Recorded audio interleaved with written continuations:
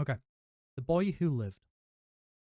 Mr. and Mrs. Dursley of number 4 Privet Drive were proud to say that they were perfectly normal.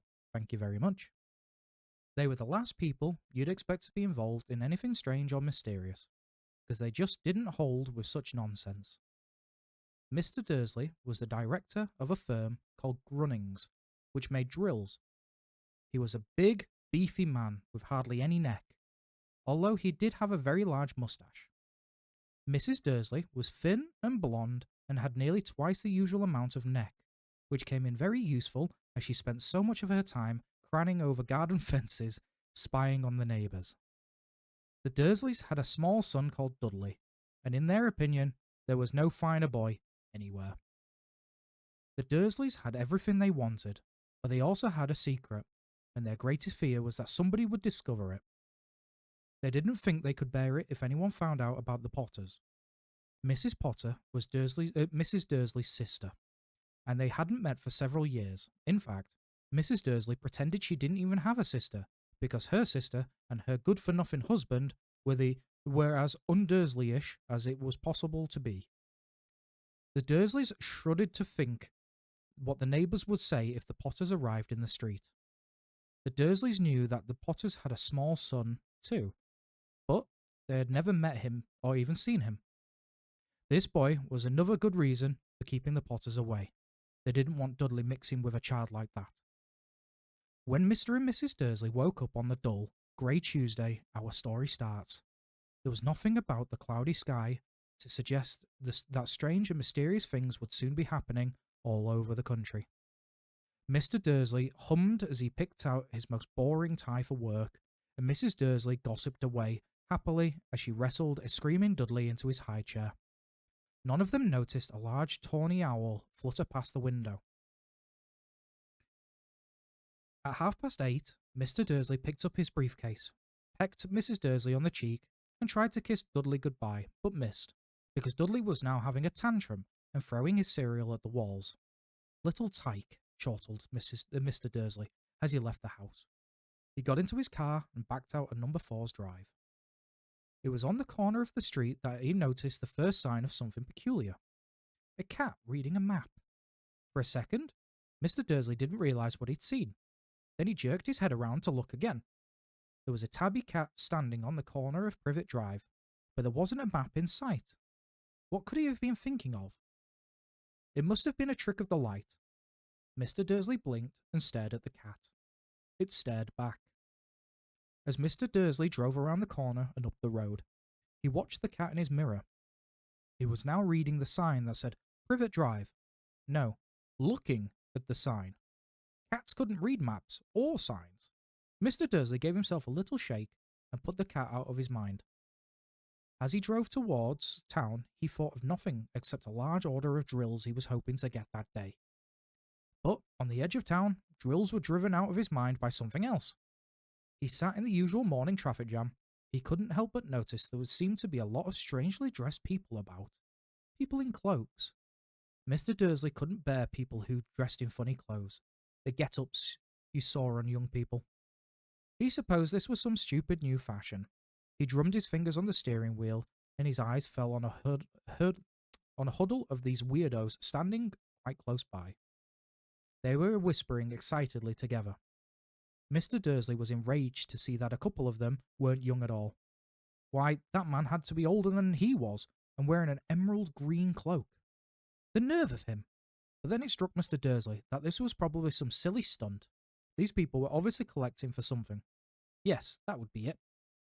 The traffic moved on, and a few minutes later, Mr. Dursley arrived in the Grunnings car park, his mind back on drills. Mr. Dursley always sat with his back to the window in his office on the 9th floor. If he hadn't, he might have found it harder to concentrate on the drills that morning. He didn't see the owls swooping past in broad daylight, though people down in the street did. They pointed and gazed open-mouthed as owl after owl sped overhead. Most of them have never seen an owl at night time. Mr. Dursley, however, had a perfectly normal, owl-free morning. He yelled at 5 different people. He made several important telephone calls and shouted a bit more. He was in a very good mood until lunchtime, when he thought he'd stretch his legs and walk across the road to buy himself a bun from the baker's opposite. He'd forgotten all about the people in cloaks until he passed a group of them next to the baker's. He eyed them angrily as he passed. He didn't know why, but they made him uneasy. This lot were whispering excitedly, too, and he couldn't see a single collecting tin. It was on his way back past them, clutching a large doughnut in a bag, that he caught a few words of what they were saying. The Potters. That's right. That's what I heard. Yes, their son, Harry. Mr. Dursley stopped dead. Fear flooded him. He looked back at the whisperers as if he wanted to say something to them. He thought better of it. He dashed back across the road, hurried up to his office, and snapped at his secretary not to disturb him. Seized his telephone and had almost finished dialing his home number when he changed his mind. He put the receiver back down and stroked his mustache, thinking. No, he was being stupid. Potter wasn't such an unusual name. He was sure there were lots of people called Potter who had a son called Harry. Come to think of it, he wasn't even sure his nephew was called Harry. He'd never even seen the boy. It might have been Harvey or Harold. There was no point in worrying Mrs. Dursley. She's always got so upset at any mention of her sister. He didn't blame her if he'd had a sister like that. But all the same, those people in cloaks. He found it a lot harder to concentrate on drills that afternoon, and when he left the building at 5 o'clock, he was still so worried that he walked straight into someone just outside the door. Sorry, he grunted, as the tiny old man stumbled and almost fell. It was a few seconds before Mr. Dursley realised that the man was wearing a violet cloak. He didn't seem at all upset at being almost knocked to the ground. On the contrary, his face split into a wide smile, and he said in a squeaky voice that made passers-by stare, "Don't be sorry, my dear sir, for nothing could upset me today. Rejoice, for you know who has gone at last. Even muggles like yourself should be celebrating. This is happy, happy day." "Hello, Tito, welcome in. Hi. And the old man hugged Mr. Dursley around the middle and walked off. Mr. Dursley stood rooted to the spot. He had been hugged by a complete stranger. He also thought he'd been called a muggle, whatever that was. He was rattled. He hurried to his car and set off home, hoping he was imagining things, which he had never hoped before because he didn't approve of imagination. As he pulled into the driveway of number 4, the first thing he saw, and it didn't improve his mood, was that tabby cat he'd spotted that morning. It was now sitting on his garden wall. He was sure it was the same one. It had the same markings around its eyes. "Shoo!" said Mr. Dursley loudly. The cat didn't move. It just gave him a stern look. Was this normal cat behaviour? Mr. Dursley wondered, trying to pull himself together. He let himself into the house. He was still determined not to mention anything to his wife. Mrs. Dursley had a nice, normal day. She told him over dinner all about Mrs. Nextdoor's problems with her daughter and how Dudley had learnt a new word, shan't. Mr. Dursley tried to act normally. When Dudley had been put to bed, he went into the living room in time to catch the last report of the evening news. And finally, bird watchers everywhere have reported that the nation's owls have been behaving very unusually today. Although owls normally hunt at night and are hardly ever seen in daylight, there have been hundreds of sightings of these birds flying in every direction since sunrise. Experts are unable to explain why the owls have suddenly changed their sleeping patterns. The newsreader allowed himself a grin. Most mysterious. And now, over to Jim McGuffin with the weather. Going to be any more showers of owls tonight, Jim? Well, Ted, said the weatherman, I don't know about that, but it's not only the owls that have been acting oddly today. Viewers far apart as Kent, Yorkshire, and Dundee have been phoning in to tell me that instead of rain I promised yesterday, they had a downpour of shooting stars. Perhaps people have been celebrating Bonfire Night early. It's not until next week, folks, but I can promise a wet night tonight. Bite the sheep and cuddle up in blankie. Hello, deaf man. No bites, but cuddling up in blankies and everyone getting comfy is perfect. Yes, that's no problems.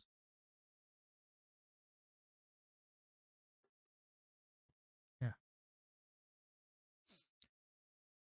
Mr. Dursley sat frozen in his armchair.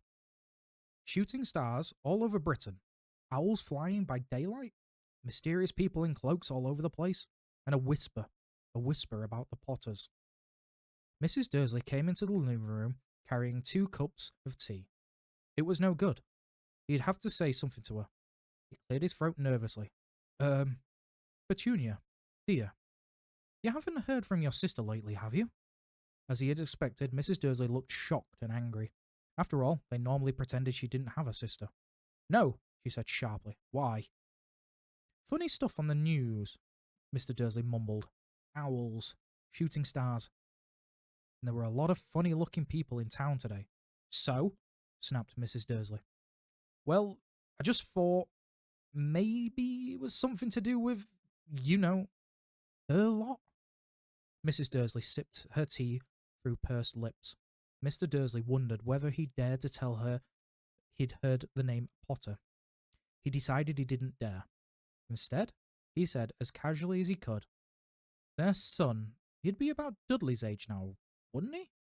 I suppose so, Mrs. Dursley stifled. What's his name again? Howard, isn't it? Harry. Nasty common name, if you ask me. Oh, yes, said Mr. Dursley, his heart sinking horribly. Yes, I quite agree. He didn't say another word on the subject as they went upstairs to bed. While Mrs. Dursley was in the bathroom, Mr. Dursley crept to the bedroom window and peered down into the front garden. The cat was still there. It was staring down Privet Drive as though it was waiting for something. Was he imagining things? Could all this have to do with the Potters? If it did, if it got out that they were related to the pair of, well, he didn't think he could bear it. The Dursleys got into bed. Mrs. Dursley fell asleep quickly, but Mr. Dursley lay awake, turning it all over in his mind. His last comforting thought before he fell asleep was that even if the Potters were involved, there was no reason for them to come near him and Mrs. Dursley. The Potters knew very well that he and Petunia thought about what they thought about them and their kind. He couldn't see how he and Petunia could get mixed up in anything that might be going on. He yawned and turned over. It couldn't affect them. How very wrong he was. Mr. Dursley might have been drifting into an uneasy sleep, but the cat on the wall outside was showing no sign of sleepiness. It was sitting as still as a statue, its eyes fixed unblinkingly on the far corner of Privet Drive. It didn't so much as a quiver when a car door slammed in the next street, nor when 2 owls swooped overhead. In fact, it was nearly midnight before the cat moved at all. A man appeared on the corner the cat had been watching.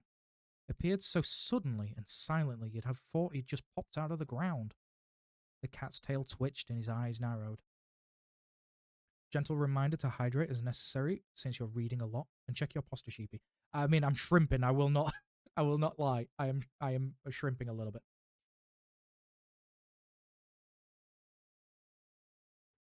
But I'll take it a second. Hello, Ray. I am not. You are. I hope you're doing well, Ray. Nothing like this man had ever been seen in Privet Drive. He was tall, thin, and very old, judging by the silver of his hair and beard, which were both long enough to tuck into his belt.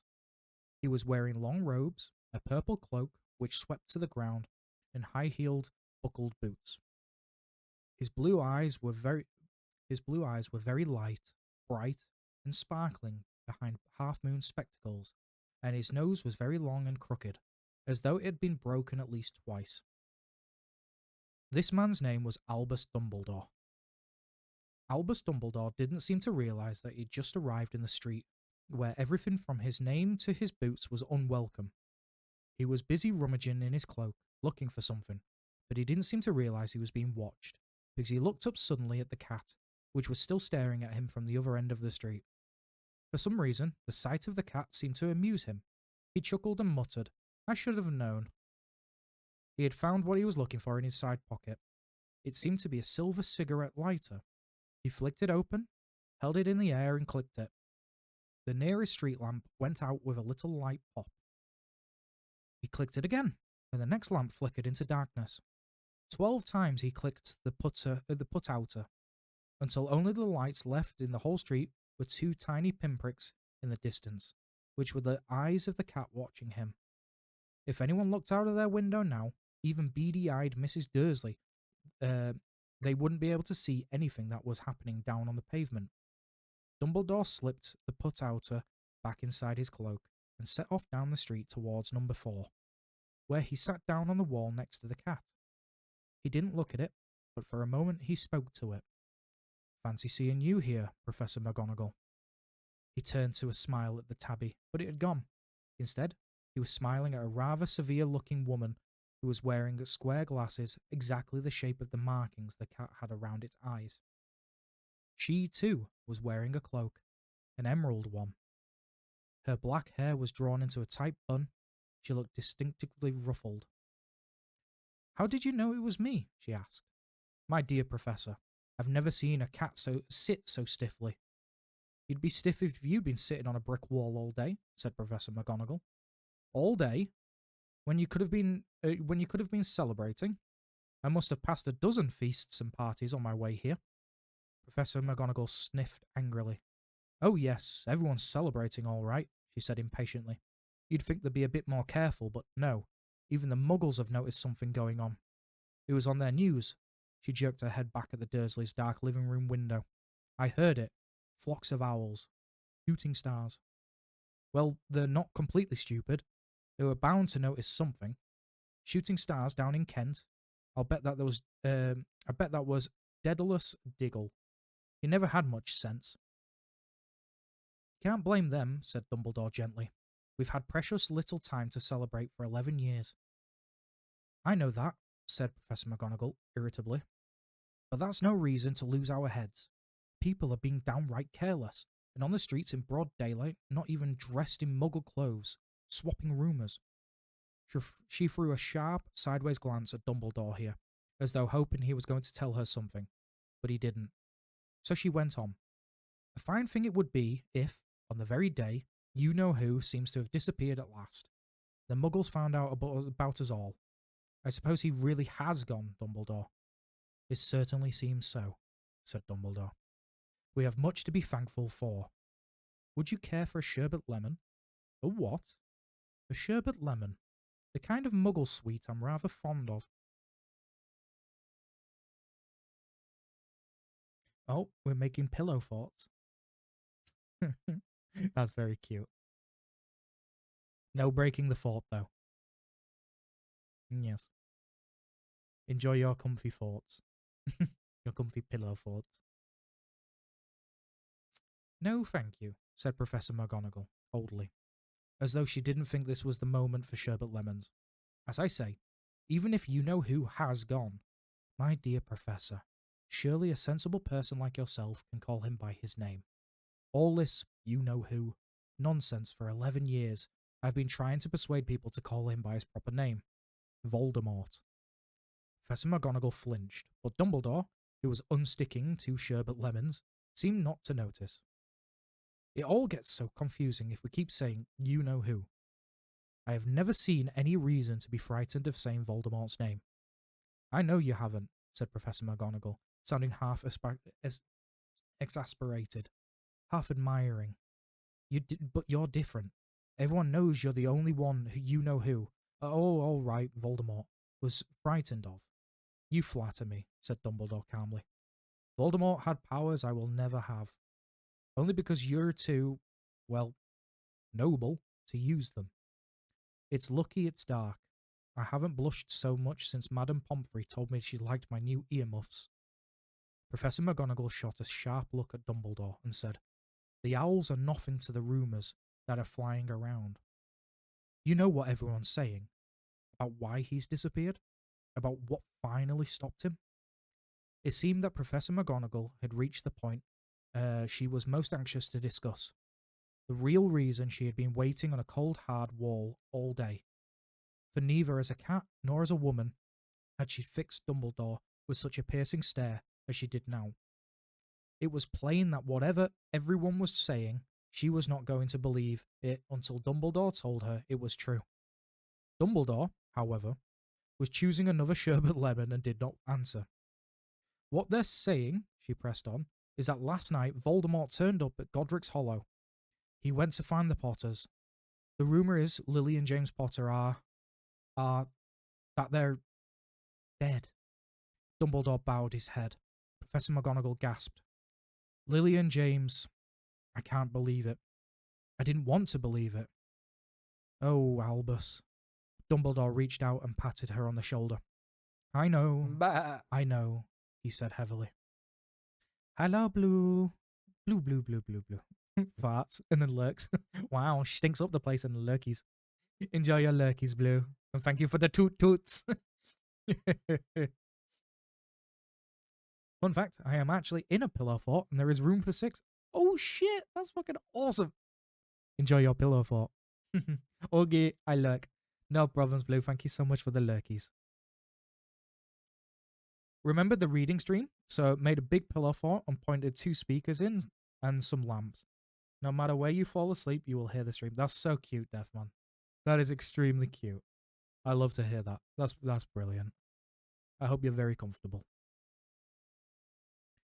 Professor McGonagall's voice trembled as she went on. That's not all. They're saying he tried to kill the Potter's son, Harry. But he couldn't. He couldn't kill that little boy. No one knows why or how, but they're saying that when he couldn't kill Harry Potter, Voldemort's power somehow broke, and that's why he's gone.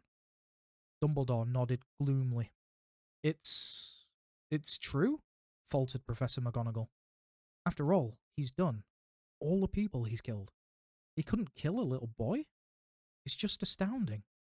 Of all the things to stop him, how in the name of heaven did Harry survive? We can only guess, said Dumbledore. We may never know. Professor McGonagall pulled out a lace handkerchief and dabbed at her eyes beneath her spectacles. Dumbledore gave a great sniff as he took a gold watch from his pocket and examined it. It was a very odd watch. It had 12 hands but no numbers. Instead, little planets were moving around the edge. It must have made sense to Dumbledore, though, because he put it back in his pocket and said, Hagrid's late. I suppose it was he who told you I'd be here, by the way. Yes, said Professor McGonagall. And I don't suppose you're going to tell me why you're here, of all places. I've come to bring Harry to his aunt and uncle. They're the only family he has left now. You can't mean those people who live here, cried Professor McGonagall, jumping to her feet and pointing at number 4. Dumbledore, you can't. I've been watching them all day. You couldn't find two people who are less like us, and they've got this son. I saw him kicking his mother all the way up the street, screaming for sweets. Harry Potter come and live here? It's the best place for him, said Dumbledore firmly. His aunt and uncle will be able to explain everything to him when he's older. I've written them a letter. A letter? Repeated Professor McGonagall faintly, sitting back down on the wall. Really? Dumbledore? You think you can explain all this in a letter? These people will never understand him. He'll be famous. A legend. I wouldn't be surprised if today was known as Harry Potter Day in the future. There'll be books written about Harry. Every child in our world will know his name. Exactly, said Dumbledore, looking very seriously over the top of his half-moon glasses. It would be enough to turn any boy's head. Famous before he can walk and talk. Famous for something he won't even remember. Can't you see how much better off he'll be, growing up far away from all of it until he's ready to take it? Professor McGonagall opened her mouth, changed her mind, swallowed, and then said, Yes. Yes, you're right, of course. But how is the boy getting here, Dumbledore? She eyed his cloak suddenly, as though she thought he might be hiding Harry underneath it. Hagrid's bringing him. You think it's wise to trust Hagrid with something as important as this? I would trust Hagrid with my life, said Dumbledore. I'm not saying his heart isn't in the right place, said Professor McGonagall grudgingly, but you can't pretend he's not careless. He does tend to... What was that? A low rumbling sound had broken the silence around them. It grew steadily louder as they looked up and down the street for some sign of a headlight. It swelled to a roar as they both looked up at the sky, and a huge motorbike fell out of the air and landed on the road in front of them. If the motorbike was huge, it was nothing to the man sitting astride it. He was almost twice as tall as a normal man and at least 5 times as wide. He looked simply too big to be allowed, and so wild. Long tangles of bushy black hair and beard hid most of his face. He had his hands the size of dustbin lids, and his feet were in leather boots that were like baby dolphins. In his vast, muscular arms he was holding a bundle of blankets. "Hagrid," said Dumbledore, sounding relieved. "At last." "And where did you get that motorbike?" "Borrowed it, Professor Dumbledore, sir," said the giant, climbing carefully off the motorbike as he spoke. "Young Sirius Black lent it to me. I've got him, sir." "No problems, were there?" "No, sir. House was almost destroyed, but I got him out all right before the Muggles started swarming around. He fell asleep as we were flying over Bristol." Dumbledore and Professor McGonagall bent forward over the bundle of blankets. Inside, just visible, was a baby boy, fast asleep. Under a tuft of jet black hair over his forehead, they could just see a curious shaped cut, like a bolt of lightning. "Is that where?" whispered Professor McGonagall. "Yes," said Dumbledore. "He'll have that scar forever." "Couldn't you do something about it, Dumbledore?" "Even if I could, I wouldn't. Scars can come in useful. I have one myself just above my left knee, which is perfect map for the London Underground. Well, give him here, Hagrid. We'd better get this over with." Dumbledore took Harry in his arms and turned towards the Dursleys' house. Could I say goodbye to him, sir?" asked Hagrid. He bent his great, shaggy head over Harry and gave him what must have been a very scratchy, whiskery kiss. Then suddenly Hagrid let out a howl like a wounded dog. "Shh!" hissed Professor McGonagall. "You'll wake the Muggles." Sorry," sobbed Hagrid, taking out a large spotted handkerchief and burying his face in it. "But I can't stand it. Lily and James dead, and poor little Harry off to live with the Muggles."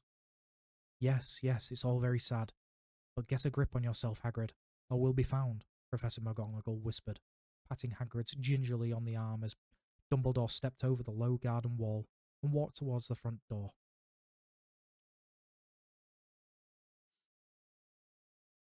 I'm just checking chat. A great sniff. I do apologise, yeah.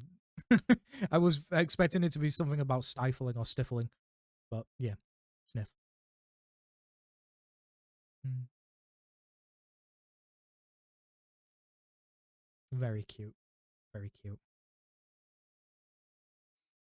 He laid Harry gently on the doorstep, took a letter out of his cloak, tucked it inside Harry's blankets, and then came back to the other two. For a full minute, the three of them just stood and looked at the little bundle. Hagrid's shoulders shook. Professor McGonagall blinked furiously, and the twinkling light that usually shone from the Dumbledore's eyes seemed to have gone out.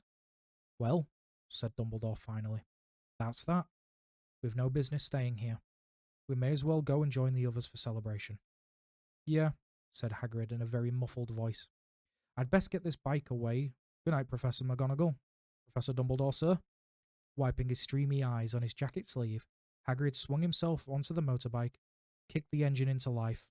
With a roar, it rose into the air and off into the night. "I shall see you soon, I expect, Professor McGonagall," said Dumbledore, nodding to her. Professor McGonagall blew her nose in reply. Dumbledore turned and walked back down the street. On the corner, he stopped and took out the silver put-outer. He clicked it once and 12 balls of light sped back into their street lamps, so that Privet Drive glowed suddenly orange, and he could make out a tabby cat slinking around the corner at the other end of the street. He could just see the bundle of blankets on the step of number 4. "Good luck, Harry," he murmured. He turned on his heel, and with a swish of his cloak, he was gone. A breeze ruffled the neat hedges of Privet Drive, which lay silent and tidy until inky sky, the very last place you would expect astonishing things to happen.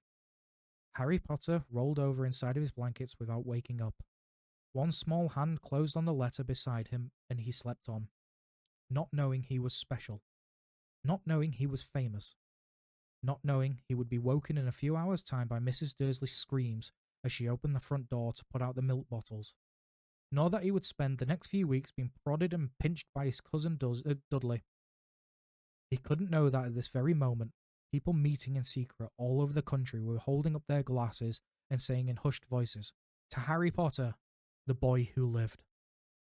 Sheeby, could you lower the background music a teeny teeny tiny bit, just super tiny bit. Yeah. Give me 1 second. Um,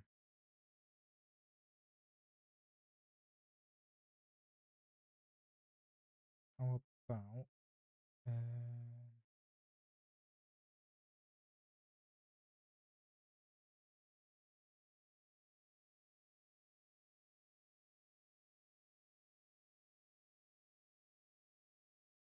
is that okay? Or shall I take that down just a teeny tiny bit more?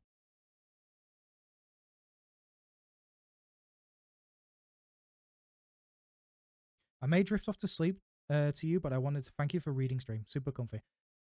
I appreciate that, Deaf Man. Thank you so much. Oh god, just funny phrase. No, I appreciate that, Deaf Man. I just, you guys were saying that, maybe I could do a reading stream, and so I was like, sure, why not? I didn't know if people wanted it or not, and figured why not.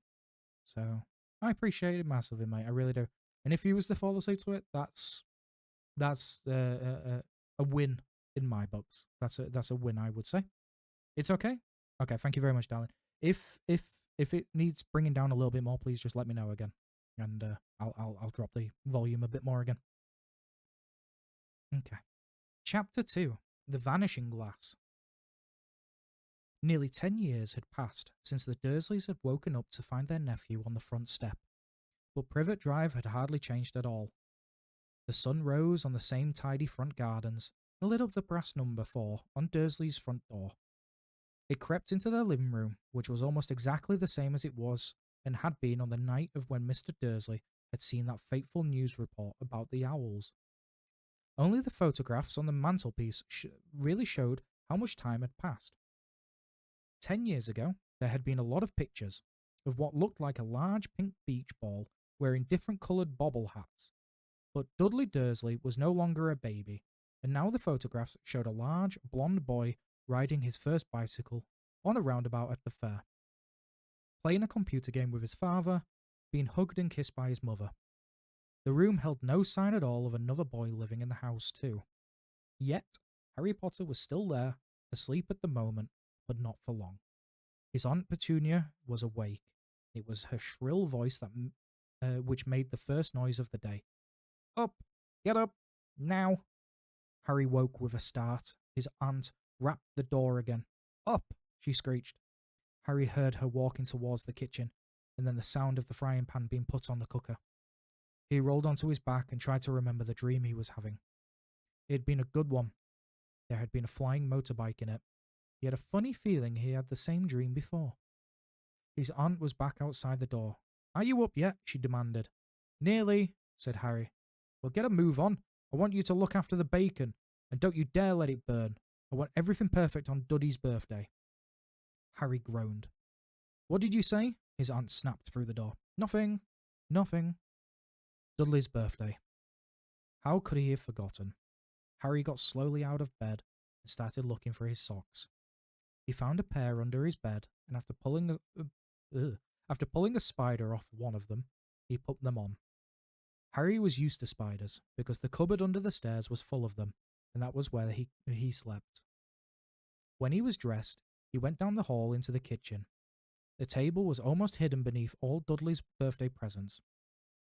It looked as though Dudley had got a new computer he wanted, not to mention the second television and the racing bike. Exactly why Dudley wanted a racing bike was a mystery to Harry, as Dudley was very fat and hated exercise. Unless, of course, it involved punching someone. Dudley's favourite punching bag was Harry, but he couldn't often catch him. Harry didn't look it, but he was very fast.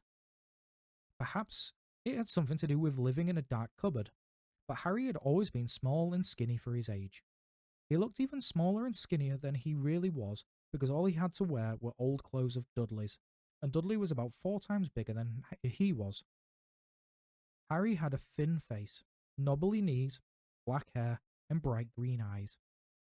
He wore round glasses held together with a lot of sellotape, because all of the times Dudley had punched him on the nose. The only thing Harry liked about his own appearance was a very thin scar on his forehead, which was shaped like a bolt of lightning. He had had it as long as he could remember, and the first question he could ever remember asking his Aunt Petunia was how he got it. In the car crash when your parents died, she had said, and don't ask questions.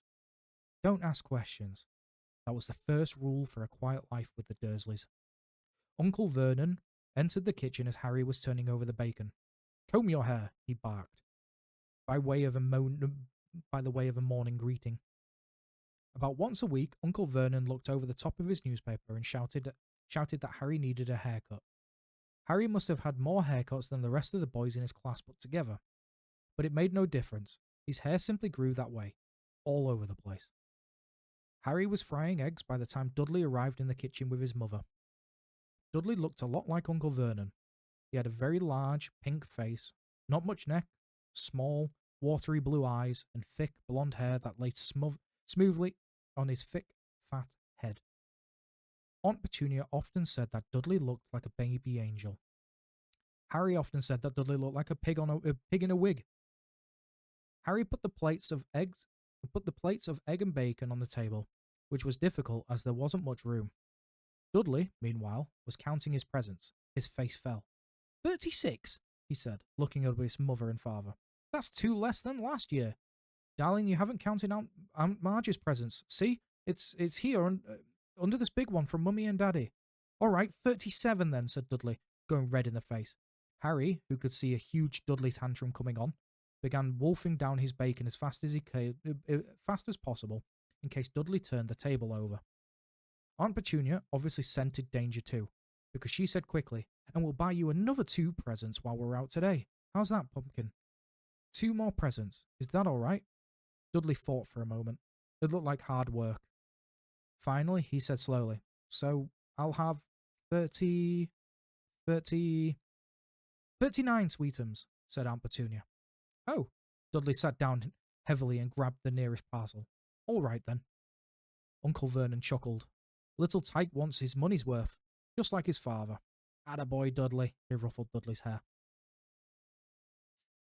We got ads. At that moment, the telephone rang and Aunt Petunia went to answer it, while Harry and Uncle Vernon watched Dudley unwrap the racing bike, a cine camera, a remote control aeroplane, 16 new computer games, and a video recorder. He was ripping the paper off a gold wristwatch when Aunt Petunia came back from the telephone, looking both angry and worried. Bad news, Vernon, she said. Mrs. Figg's broken her leg. She can't take him. She jerked her head in Harry's direction. Dudley's mouth fell open in horror, but Harry's heart gave a leap. Every year on Dudley's birthday, his parents took him and his friend out for the day, to adventure parks, hamburger bars, or the cinema. Every year, Harry was left behind with Mrs. Figg, a mad old lady who lived 2 streets away. Harry hated it there. The whole house smelled of cabbage, and Mrs. Figg made him look at photographs of all the cats she'd ever owned. Now what? Said Aunt Petunia, looking furiously at Harry as though he'd planned this. Harry knew he ought to feel sorry for Mrs. Figg had broken her leg, but it wasn't easy when he reminded himself that it would be a whole year before he had to look at Tibbles, Snowy, Mr. Paws, and Tufty again. We could phone Marge, Uncle Vernon suggested. Don't be silly, Vernon. She hates the boy. The Dursleys often spoke about Harry like this, as though he wasn't there, or rather, as though he was something very nasty. I couldn't understand them, like a slug. What about what's-her-name? Your friend, Yvonne. On holiday in Mallorca, snapped Aunt Petunia. You could just leave me here, Harry put in hopefully. He'd be able to watch what he wanted on television for a change, maybe even go on Dudley's computer. Aunt Petunia looked as though she had just swallowed a lemon.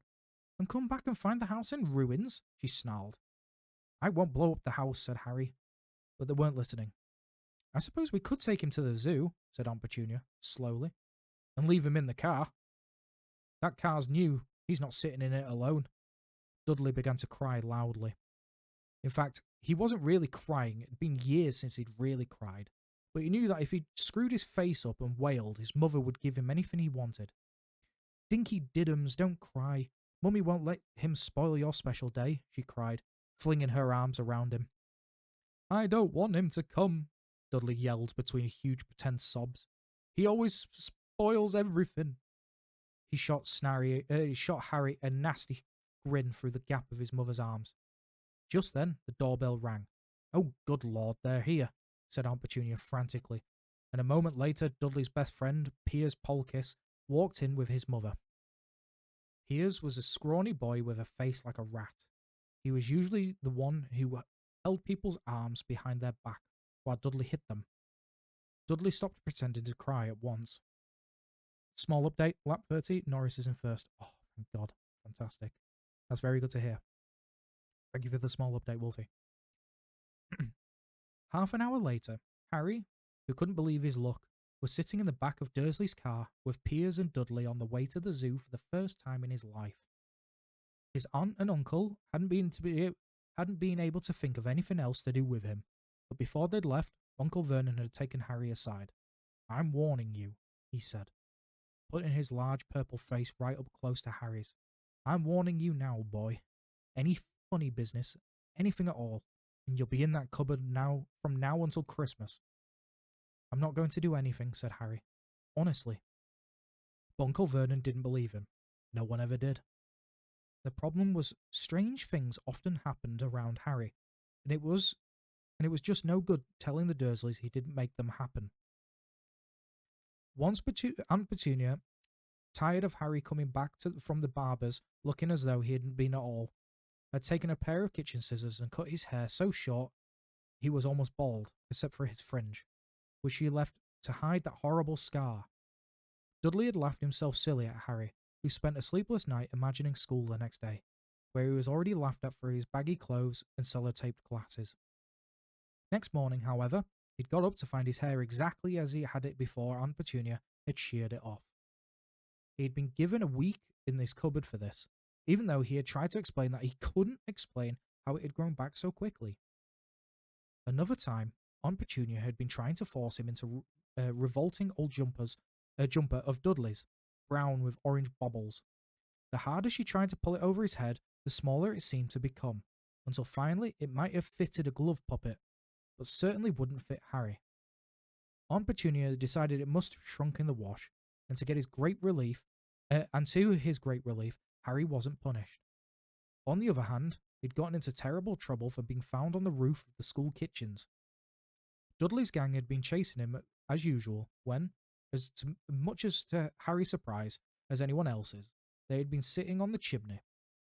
The Dursleys had received a very angry letter from Harry's headmistress telling them that Harry had been climbing school buildings, but all he'd tried to do, as he shouted at Uncle Vernon through the locked door of his cupboard, was jumping behind the big bins outside the kitchen doors.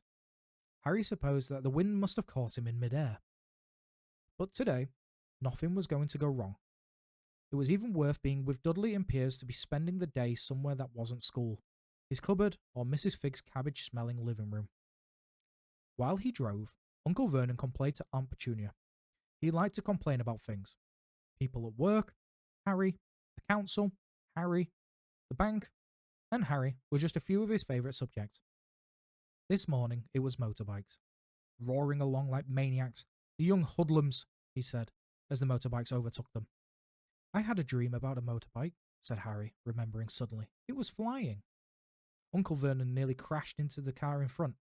He turned right around his seat and yelled at Harry, his face like a gigantic beetroot with a mustache. "Motorbikes don't fly." Dudley and Piers sniggered. "I know they don't," said Harry. "It was only a dream."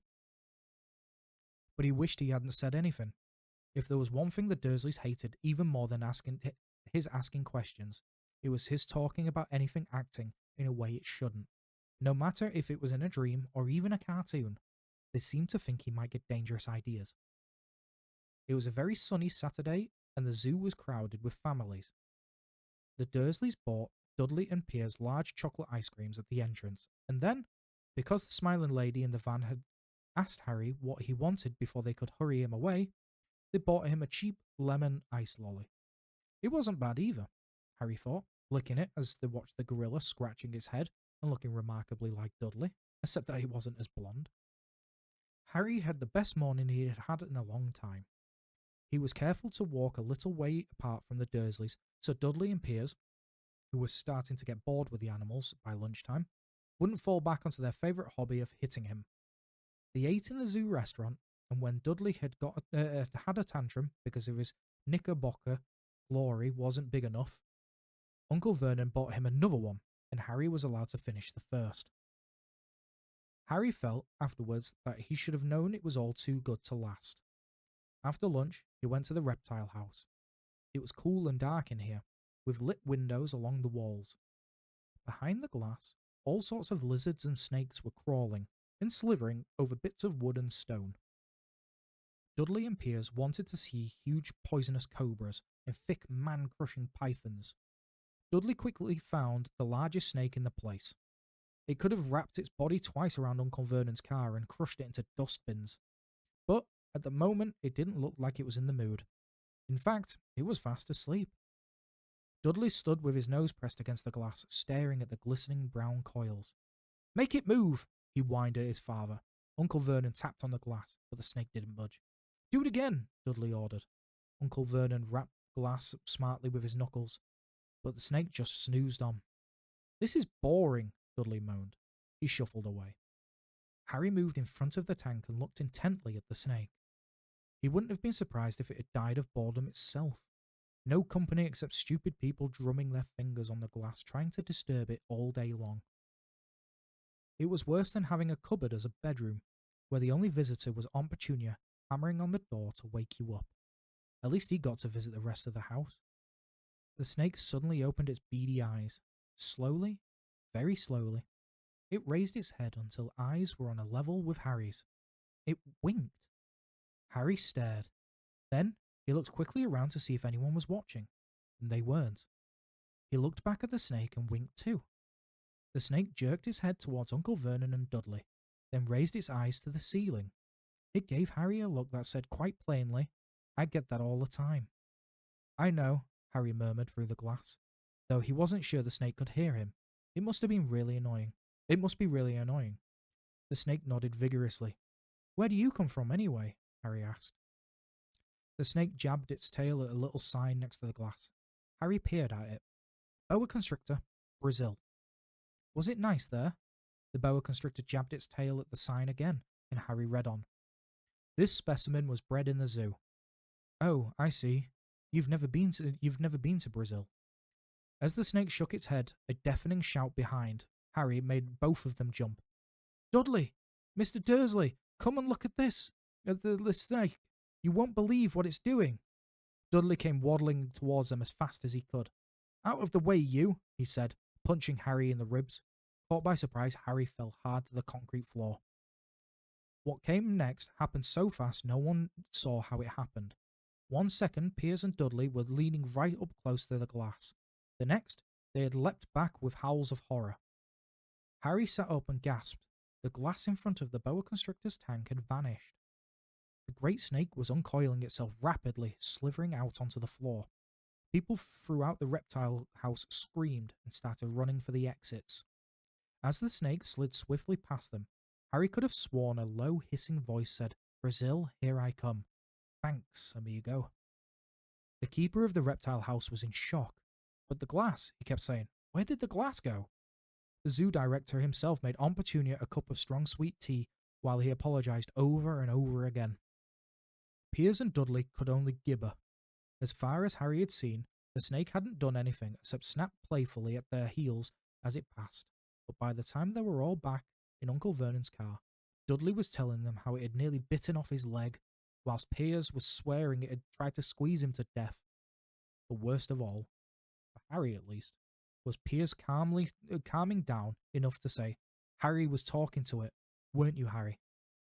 Uncle Vernon waited until Piers was safely out of the house before starting on Harry. He was so angry he could hardly speak.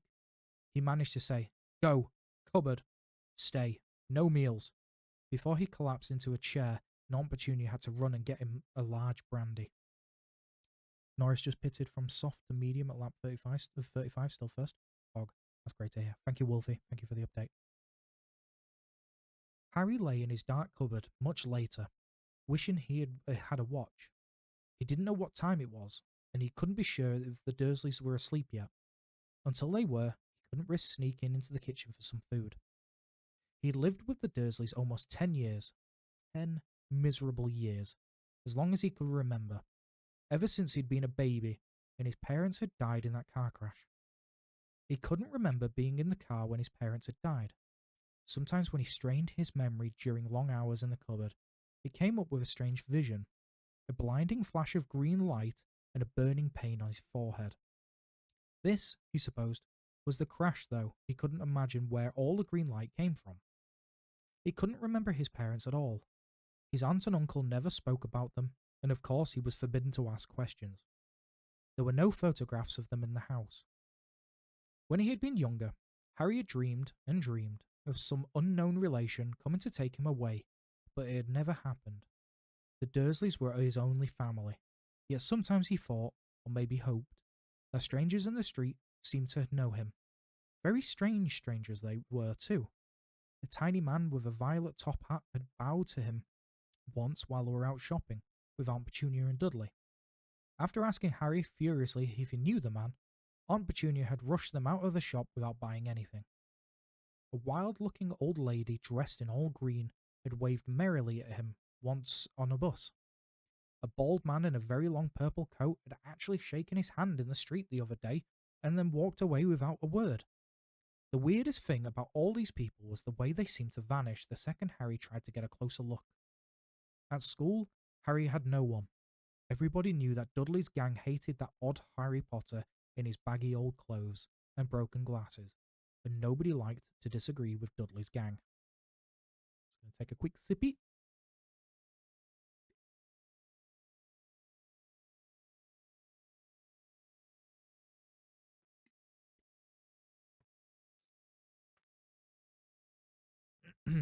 Beep, beep. I'm a sheep. I said Matty. beep, beep. I'm a sheep.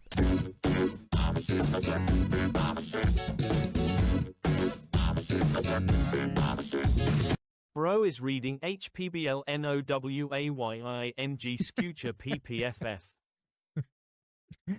Matty, thank you so much for the resub of 21 years.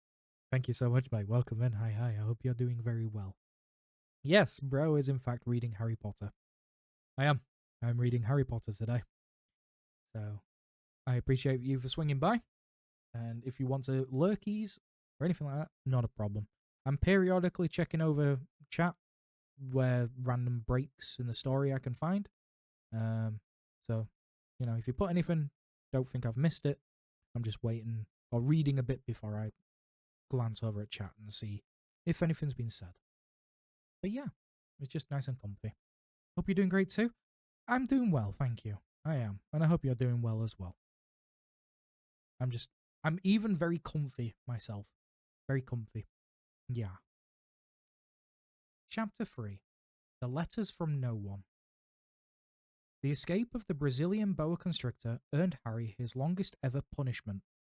By the time he was allowed out of his cupboard again, the summer holidays had started, and Dudley had already broken his new cine camera, crashed his remote control aeroplane, and first time on his racing bike, knocked down old Mrs. Figg as she crossed Privet Drive on her crutches. Harry was glad school was over, but there was no escaping Dudley's gang, who visited the house every single day. Your Wi-Fi's finally back.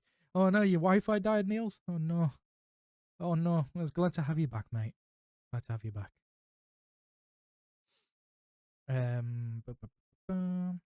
Piers, Dennis, Malcolm, and Gordon were all big and stupid. But as Dudley was the biggest and stupidest of the lot, he was the leader. The rest of them were all quite happy to join in Dudley's favourite sport, Harry hunting. This was why Harry spent as much time as possible out of the house, wandering around and thinking about the end of the holidays, where he could see a tiny ray of hope. When September came, he would be going off to secondary school, and, for the first time in his life, he wouldn't be with Dudley. Dudley had a place at Uncle Vernon's old school, Smeltings. Piers Polkiss was going there too.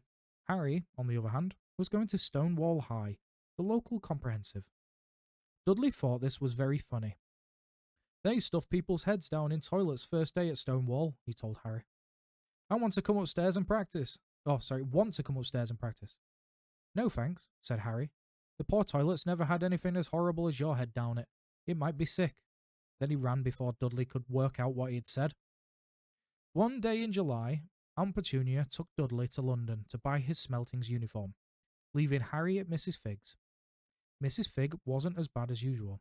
It turned out she'd broken her leg tripping over one of her cats, and she didn't seem quite as fond of them as before. She let Harry watch television and gave him a bit of chocolate cake that tasted as though she'd had it for several years. Hello, Phantom. Welcome in, hi. That evening, Dudley paraded around the living room for the family in his brand new uniform. Smelting's boys wore maroon tailcoats, orange knickerbockers, and flat straw hats called boaters. They also carried knobbly sticks, used for hitting each other while the teachers weren't looking. This was supposed to be good training for later life. As he looked at Dudley in his new knickerbockers, Uncle Vernon said gruffly that it was the proudest moment of his life. Aunt Petunia burst into tears and said she couldn't believe it was her ickle Dudleykins. He looked so handsome and grown up. Harry didn't trust himself to speak. He thought two of his ribs might actually have cracked from trying not to laugh. Oh, a 96% love. Damn. And then a 12. Nice. There was a horrible smell in the kitchen next morning when Harry went in for breakfast. It seemed to be coming from a large metal tub in the sink. He went to have a look. The tub was full of what looked like dirty rags swimming in grey water. "What's this?" he asked Aunt Petunia. Her lips tightened as they always did, as if he dared to ask a question. "Your new school uniform," she said. Harry looked in the bowl again. "Oh?" he said. "I didn't realize it had to be so wet." "Don't be stupid," snapped Aunt Petunia. "I'm dyeing some of Dudley's old things grey for you. It'll look just like everyone else's when I've finished." Harry seriously doubted this, but thought it best not to argue. He sat down at the table and tried not to think about how he was going to look on his first day at Stonewall High. Like he was wearing bits of old elephant skin, probably. Dudley and Uncle Vernon came in, both with wrinkled noses because of the smell from Harry's new uniform. Uncle Vernon opened his newspaper as usual, and Dudley banged his smelting stick, which he'd carried everywhere, on the table. They heard the click of the letterbox and flop of letters on the doormat. "Get the post, Dudley," said Uncle Vernon from behind his paper. "Make Harry get it." "Get the post, Harry." "Make Dudley get it." "Poke him with your smelting sticks, Dudley." Harry dodged the smelting stick, but went to go get the post. 3 things laid on the doormat. A postcard from Uncle Vernon's sister Marge, who was holidaying in the Isle of Wight. A brown envelope that looked like a bill, and a letter for Harry. Harry picked it up and stared at it, his heart twanging like an elastic band. No one, ever, in his whole life, had written to him. Who would? He had no friends, no other relatives. It didn't belong to the library, so he'd never even got rude notes asking for books back. Yet here it was, a letter, addressed so plainly there could be no mistake. Mr. H. Potter, The Cupboard Under the Stairs, 4 Privet Drive, Little Winnings, Surrey. The envelope was thick and heavy, made of yellowish parchment, and the address was written in emerald green ink. There was no stamp. Speaking of Harry Potter, yes, at some point, mate, I swear, we will start the second movie again because you will not remember anything from the second movie. We will find a time for it, Phantom, I swear. Sometime soon. We will figure out a time. Ideally, like during the day on a weekend is ideal. Honestly, like if you're available like during the day on a Saturday, for example, that works best for me. Turning the envelope over was his hands trembling. Harry saw a purple wax seal bearing the coat of arms, a lion, an eagle, a badger, and a snake surrounding a large letter, H. "Hurry up, boy," shouted Uncle Vernon from the kitchen. "What are you doing, checking for letter bombs?" He chuckled at his own joke. Harry went back into the kitchen, still staring at his letter. He handed Uncle Vernon the bill and the postcard, sat down and slowly began to open the yellow envelope. Uncle Vernon ripped open the bill, snorted in disgust, and flipped over the postcard. "Marge is ill," he informed Aunt Petunia. "Ate a funny whelk." "Dad," said Dudley, suddenly. "Dad, Harry's got something." Harry was on the point of unfolding his letter, which was written on the same heavy parchment as the envelope, when it was jerked sharply out of his hand by Uncle Vernon. "That's mine," said Harry, trying to snatch it back. Who'd be writing to you? Sneered Uncle Vernon, shaking the letter open with one hand and glancing at it. His face went from red to green faster than a set of traffic lights. And it didn't stop there. Within seconds, it was greyish-white of old porridge. Junior, he gasped. Dudley tried to grab the letter to read it, but Uncle Vernon held it high out of his reach. Aunt Petunia took it curiously and read the first line. For a moment, it looked as though she might faint. She clutched her throat, making a choking noise. Vernon! Oh my goodness, Vernon! Lurk back to 222 Max for snapping in. No problems, Phantom. Enjoy your lurks, mate. I'll send you a message tomorrow afternoon. Okay, yeah, you do that and then we'll figure something out. They stared at each other, seeming to have forgotten that Harry and Dudley were still in the room. Dudley wasn't used to being ignored. He gave his father a sharp tap on the head with his smelting stick. I want to read that letter, he said loudly. I want to read it, said Harry furiously, as it's mine. Get out, both of you, croaked Uncle Vernon, stuffing the letter back inside the envelope. Harry didn't move. I want my letter, he shouted. Let me see it, demanded Dudley. Out, roared Uncle Vernon, as he took both Harry and Dudley by the scruffs of their necks and threw them into the hall, slamming the kitchen door behind them. Harry and Dudley promptly had a furious but silent fight over who would listen at the keyhole.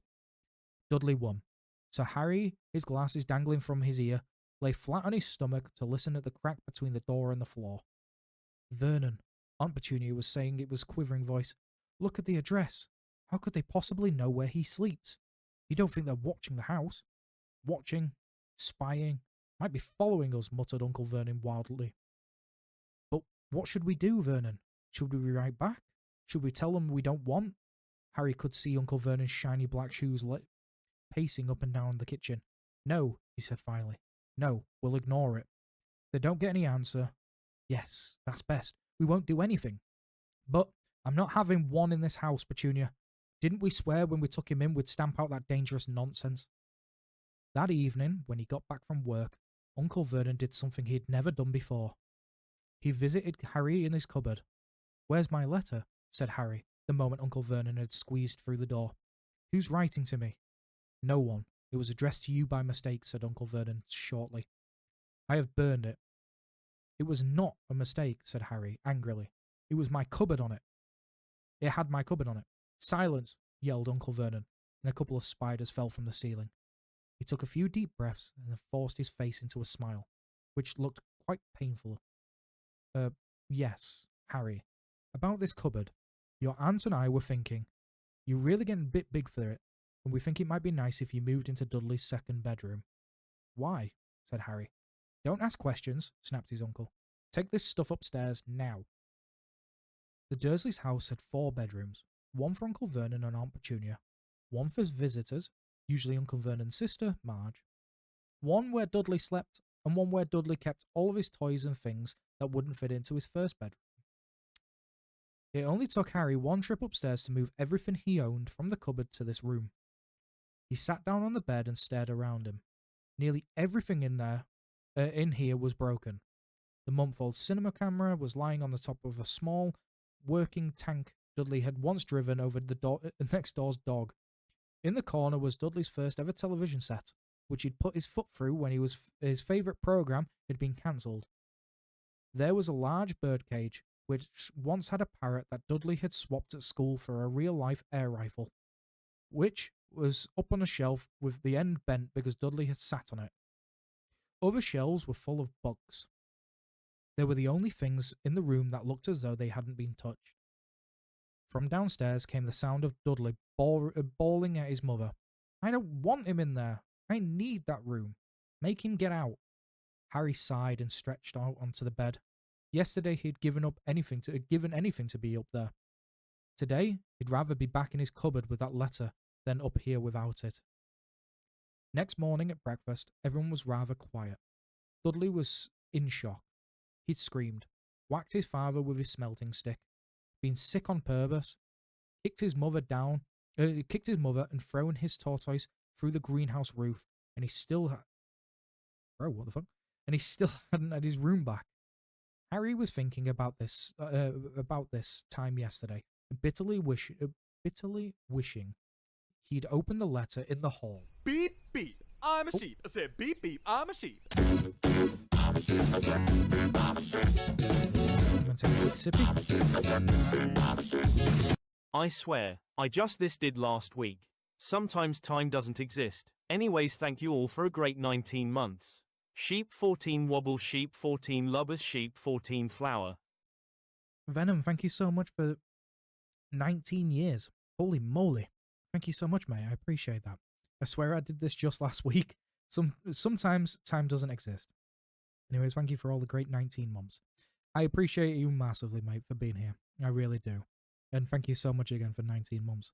Even if you did it last week, it's one of them that, you know, if you've not been able to swing by and you can finally do a resub message, and then, you know, your next resub comes around, sometimes time is just a weird concept.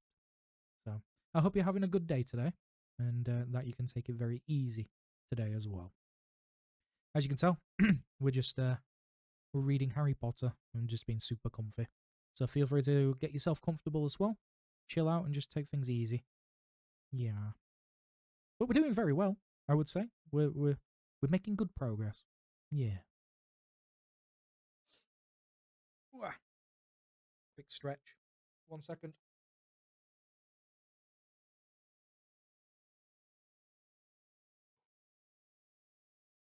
Very good. There we go. I'm glad to be here, dude. And I only say I just did this last week because time goes by fast. I feel like it was last week, to be honest, myself. So, yes, I get that exact same feeling as well. If time is very much going by very, very quickly. So, no, I feel that one very well as well, mate. I do. It is. Time going stupidly quickly at the moment. It's crazy. I swear it was only like 2 days ago and it was the beginning of October. And now we're coming up towards the end of October. It's crazy. Also, we have ads. Okay. Where was we? There we go. Found where we were. Okay. Uncle Vernon and Aunt Petunia kept looking at each other darkly. When the post arrived, Uncle Vernon, who seemed to be trying to be very nice to Harry, made Dudley go and get it. They heard him banging things with his smelting stick all the way down the hall. Then he shouted, "There's another one! Mr. H. Potter, the smallest bedroom on 4 Privet Drive." With a strangled cry, Uncle Vernon leapt from his seat and ran down the hall, Harry right behind him. Uncle Vernon had to wrestle Dudley to the ground to get the letter from him, which was made very difficult by the fact that Harry had grabbed Uncle Vernon around the neck from behind. After a minute of confused fighting, in which everyone got hit by a lot by the smelting stick, Uncle Vernon straightened up, gasping for breath, with Harry's letter clutched in his hands. "Go to your cupboard. I mean, your bedroom," he wheezed at Harry. "Dudley, go. Just go." Harry walked round and round in his new room. Someone knew he had moved out of his cupboard, and they seemed to know that he hadn't received the first letter. Surely that meant they'd try again. And this time he'd make sure they didn't fail. He had a plan. The repaired alarm clock rang at 6 o'clock the next morning. Harry turned it off quickly and dressed silently. He mustn't wake the Dursleys. He stole downstairs without turning on any of the lights. He was going to wait for the postman on the corner of Privet Drive and get the letters for number 4 first. His heart hammered as he crept across the dark hall towards the front door. Ah!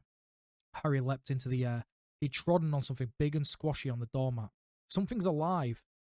Lights clicked on upstairs, and to his horror, Harry realised that the big squishy something had been his uncle's face. Uncle Vernon had been lying at the foot of the front door, in a sleeping bag, clearly making sure that Harry didn't do exactly what he'd been thinking to do. He shouted at Harry for about half an hour, and then told him to go and make a cup of tea. Harry shuffled miserably off into the kitchen, and by the time he got back, the post had arrived, right at Uncle Vernon's lap. Harry could see 3 letters addressed in green ink. "I want," he began, but Uncle Vernon was tearing the letters into pieces before his eyes. Uncle Vernon didn't go to work that day. He stayed at home and nailed up the letterbox. "See," he explained to Aunt Petunia through the mouthful of nails. "If they can't deliver them, they'll just give up." "I'm not sure that'll work, Vernon." "Oh, these people's minds work in strange ways, Petunia. They're not like you and me, said Uncle Vernon, trying to knock a nail in with the piece of fruitcake Aunt Petunia had brought him. On Friday, no fewer than 12 letters arrived for Harry. As they couldn't go through the letterbox, they had been pushed under the door, slotted through the sides, and a few even forced through the small window in the downstairs toilet. Uncle Vernon stayed at home again. After burning all of the letters, he got out a hammer and nail and boarded up the cracks around the front and back doors so no one could get out. He hummed "Tiptoe Through the Tulips" as he worked and jumped at small noises. On Saturday, things began to get out of hand. 24 letters to Harry had found their way into the house, rolled up and hidden inside each of the 24 eggs that their very confused milkman had handed Aunt Petunia through the living room window, while Uncle Vernon made furious telephone calls to the post office and the dairy trying to find someone to complain to. Aunt Petunia shredded the letters in her food mixer. "Who on earth wants to talk to you this badly?" Dudley asked Harry in amazement. "Locking your mailbox won't stop a vidicadivy. Nothing will stop the vidicadivy. No, it will not stop me from doing my heckin' vidicadivy."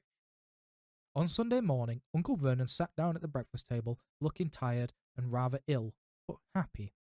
"No post on Sundays," he reminded them happily as he spread his marmalade on his onto his newspapers. "No damn letters today." Something came whizzing down the kitchen chimney as he spoke and caught him sharply on the back of the head. Next moment, 30 or 40 letters came pelting out of the fireplace like bullets. The Dursleys ducked, but Harry leapt into the air trying to catch one. "Out!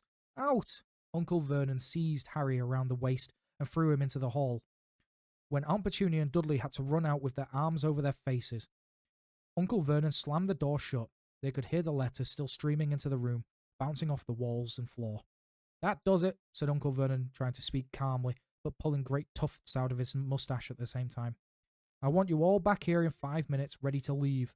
We're going away. Just pack some clothes, no arguments." He looked so dangerous with half his moustache missing, but no one dared to argue. 10 minutes later, they had wrenched their way through the boarded up doors, and they were in the car, speeding towards the motorway.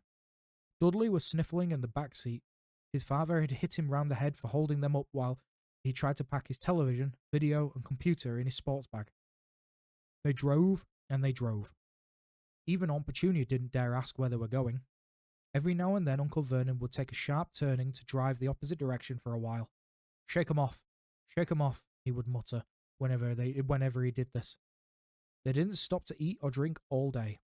By nightfall, Dudley was howling. He'd never had such a bad day in his life.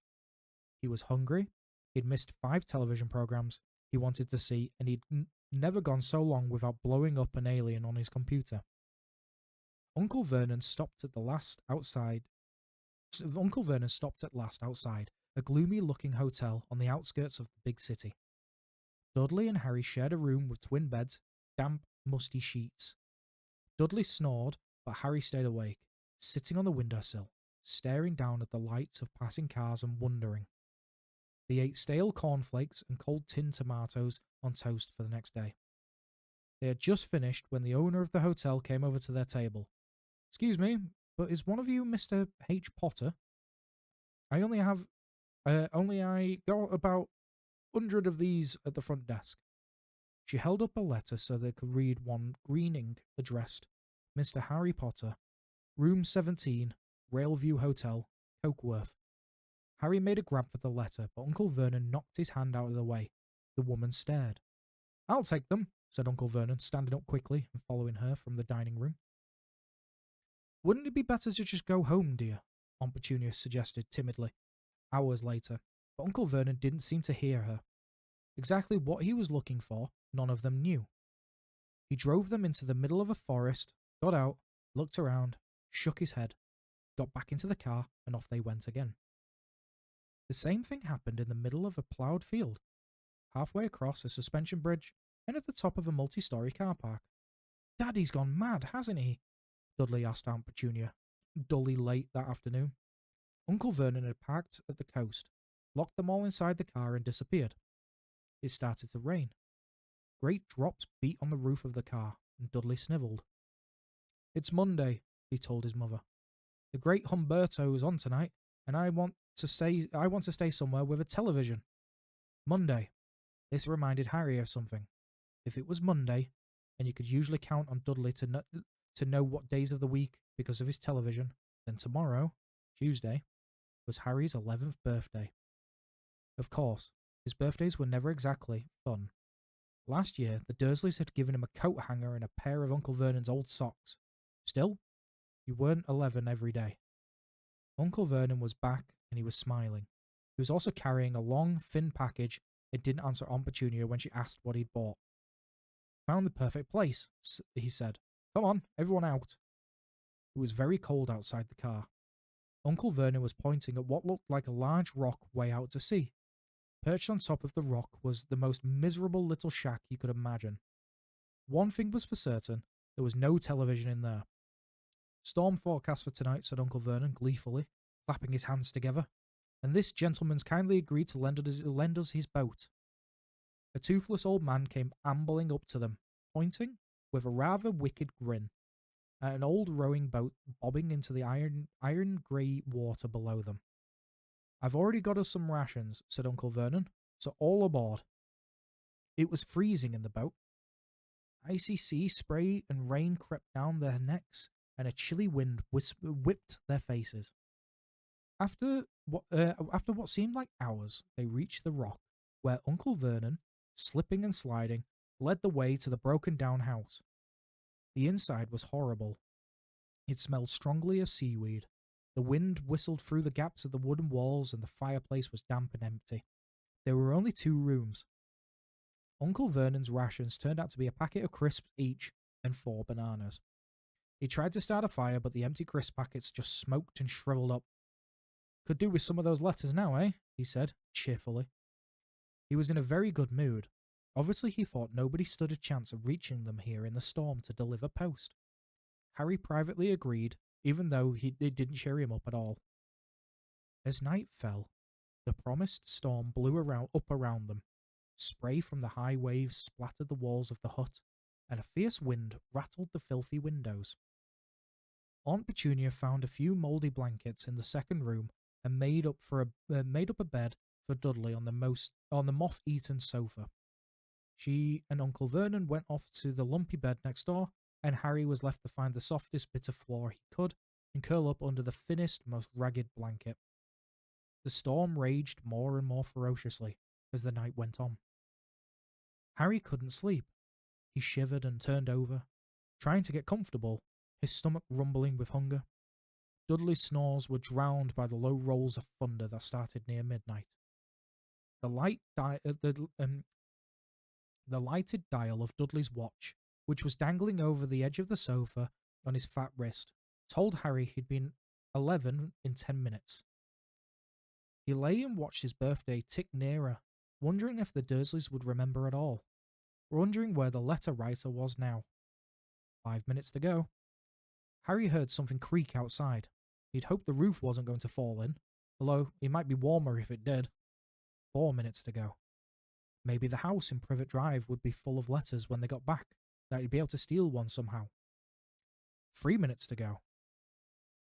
Was that the sea slapping hard on the rock like that? And 2 minutes to go. What was that funny crunching noise? Was the rock crumbling into the sea? 1 minute to go, and he'd be 11. 30 seconds. 20. 10. 9. Maybe he'd wake Dudley up just to annoy him. 3, 2, 1. Boom. The whole shack shivered, and Harry sat bolt upright, staring at the door. Someone was outside, knocking to come in. Happy birthday! Posture check, stretch, and hydrate. Thank you. I shall quickly do all of those things because we're just starting chapter 4. Yes, Harry. Happy birthday to Harry. Yeah. A happy 11th birthday for Mr. Harry Potter. Oh, let me stretch.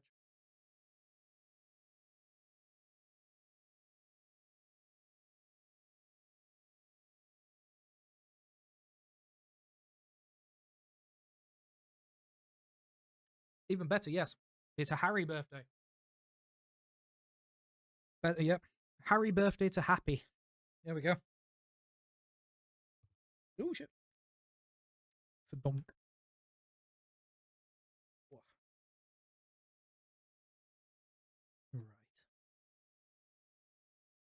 Time we on? 25. Still got about an hour. Fantastic. Well, we're on page 41, and I said I wanted to get to page 50 today, so we're going to smash it. That's good. That's very, very good. Okay. Thank you for those redeems, though. I have done all of the above. And let us continue. So, Harry birthday to him. Chapter 4. The Keeper of the Keys. Boom. They knocked again. Dudley jerked awake. "Where's the cannon?" he said stupidly. There was a crash behind them, and Uncle Vernon came skidding into the room. He was holding a rifle in his hands. Now they knew what had been in the long thin package he had brought with them. "Who's there?" he shouted. "I warn you, I'm armed." There was a pause. Then, smash! The door was hit with such force that it swung clean off its hinges and with a deafening crash landed flat on the floor. A giant of a man was standing in the doorway. His face was almost completely hidden by a long, shaggy mane of hair and a wild, tangled beard that you could just make out his eyes, glinting like little black beetles under all the hair. The giant squeezed his way into the hut, stooping so that his head just brushed the ceiling. He bent down, picked up the door, and fitted it easily back into its frame. The noise of the storm outside dropped a little. He turned to look at them all. "Couldn't make us a cup of tea, could you? It's not been an easy journey." 60 or 71 laps. Oh, we're nearly there. It's nearly over. Thank you for the update. He strode over to the sofa where Dudley sat frozen with fear. "Budge up, you great lump," said the stranger. Dudley squeaked and ran to hide behind his mother, who was crouching terrified behind Uncle Vernon. "And here's Harry," said the giant. Harry looked up into the fierce, wild, shadowy face and saw that the beetle eyes were crinkled in a smile. "Last time I saw you was only a baby," said the giant. "You look a lot like your dad, but you got your mum's eyes." Uncle Vernon said and made a funny rasping noise. "I demand that you leave at once, sir," he said. "You are breaking and entering." "Ah, shut up, Dursley, you great prune," said the giant. He reached over to the back of the sofa, jerked the gun out of Uncle Vernon's hand, bent it into a knot as easy as if it had been made of rubber, and then threw it into the corner of the room. Uncle Vernon made another funny noise, like a mouse being trodden on. "Anyway, Harry," said the giant, turning his back onto Dursley's, "a very happy birthday to you. Got some here for you. I might have sat on it at some point, but it'll taste all right." From an inside pocket of his black overcoat, he pulled a slightly squashed box. Harry opened it with trembling fingers. Inside was a large, sticky chocolate cake with "Happy Birthday, Harry" written on it in green icing. It should say Harry Birthday. Harry looked up at the giant. He meant to say thank you, but the words got lost on the way to his mouth. And what he said instead was, "Who are you?" The giant chuckled. "True, I haven't introduced myself. Rubeus Hagrid, keeper of the keys and grounds at Hogwarts." He held out an enormous hand and shook Harry's whole arm. "What about that tea, then, eh?" he said, rubbing his hands together. "I'd not say no to summat stronger if you've got it, mind."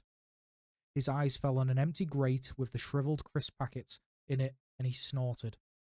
He bent down over the fireplace. They couldn't see what he was doing, but then when he drew back a second later, there was a roaring fire there.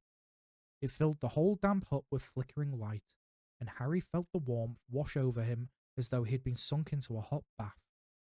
The giant sat back down on the sofa, which sagged under his weight, and began taking all sorts of things out of the pockets of his coat. A copper kettle, a squashy package of sausages, a poker, teapot, several chipped mugs, and a bottle of some amber liquid, which he took a swig from before starting to make tea.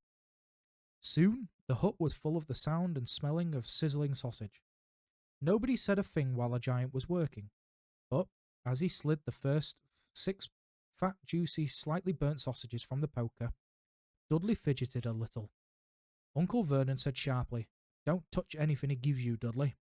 The giant chuckled darkly. Sizzle, sizzle. Yeah. He passed the sausages to Harry, who was so hungry, he never had tasted anything so wonderful. But he still couldn't take his eyes off the giant. Finally, as nobody seemed about to explain anything, he said, "I'm sorry, but I still don't know who you are." The giant took a gulp of tea and wiped his mouth with the back of his hand. "Call me Hagrid," he said. "Everyone does. And like I told you, I'm keeper of the keys at Hogwarts. You'll know all about Hogwarts, of course." No, said Harry. Hagrid looked shocked. "Sorry?" Harry said quickly. "Sorry?" barked Hagrid, turning to stare at the Dursleys, who shrank back into the shadows. "It's them that should be sorry. I knew you weren't getting your letters, but I never thought you wouldn't even know about Hogwarts, for crying out loud. Did you never wonder where your parents learnt it all?" "All what?" asked Harry. "All what?" Hagrid thundered. "Now wait just 1 second." He had leapt to his feet. In his anger, he seemed to fill the whole hut. The Dursleys were cowering against the wall. "Do you mean to tell me," he growled at the Dursleys, "that this boy, knows nothing about anything?" Harry thought he was going a bit far. He'd been going to school after all, and his marks weren't bad. "I know some things," he said. "I can, do maths and stuff." But Hagrid simply waved his hands about and said, "About our world, I mean. Your world, my world, your parents' world." "What world?" Hagrid looked as if he was about to explode. "Dursleys," he boomed. Uncle Vernon had gone very pale, whispering something that sounded like Mimblewimble. Hagrid stared wildly at Harry. "But you must know about your mum and dad," he said. "I mean, they're famous. You're famous." "What? My mum and dad weren't famous, were they? You don't know?" "You don't know?" Hagrid ran his fingers through his hair, fixing Harry with a bewildered stare. "You don't know what you are," he said finally. Uncle Vernon suddenly found his voice. "Stop," he commanded. "Stop right there, sir. I forbid you to tell the boy anything." A braver man than Vernon Dursley would have quailed under his furious look Hagrid now gave him. When Hagrid spoke, his every syllable trembled with rage. "You never told him what he was in the letters that Dumbledore left for him. I was there. I saw Dumbledore leave it, Dursley, and you've kept it from him all these years." "Kept what from me?" said Harry eagerly. "Stop, I forbid you," yelled Uncle Vernon in a panic. Aunt Petunia gave a gasp of horror. "Ah, go boil your heads, both of you," said Hagrid. "Harry, you're a wizard." Sorry, I just had to. "You're a wizard, Harry." "You're a wizard, Harry." There was silence inside the hut. Only the sea and the whistling wind could be heard. "I'm a what?" gasped Harry. "A wizard, of course," said Hagrid, sitting back down on the sofa, which groaned and sank even lower. "And a thumping good un, I'd say, once you've been trained up a bit. With a mum and dad like yours, what else would you be? And I reckon it's about time you read your letter." Harry stretched out his hand and at last to take the yellowish envelope addressed in emerald green to Mr. H. Potter, the floor hut on the rock, the sea. He pulled out the letter and read, "Hogwarts School of Witchcraft and Wizardry. Headmaster Albus Dumbledore, Order of Merlin First Class Grand Sorcerer, Chief Warlock, Supreme Mugwump, International Conference of Wizards. Dear Mr. Potter, we are pleased to inform you that you have a place at Hogwarts School of Witchcraft and Wizardry. Please find enclosed a list of all necessary books and equipment. Term begins 1st of September. We await your owl by no later than 31st of July. Yours sincerely, Minerva McGonagall, Deputy Headmistress." Questions exploded inside Harry's head like fireworks, and he couldn't decide on which to ask first.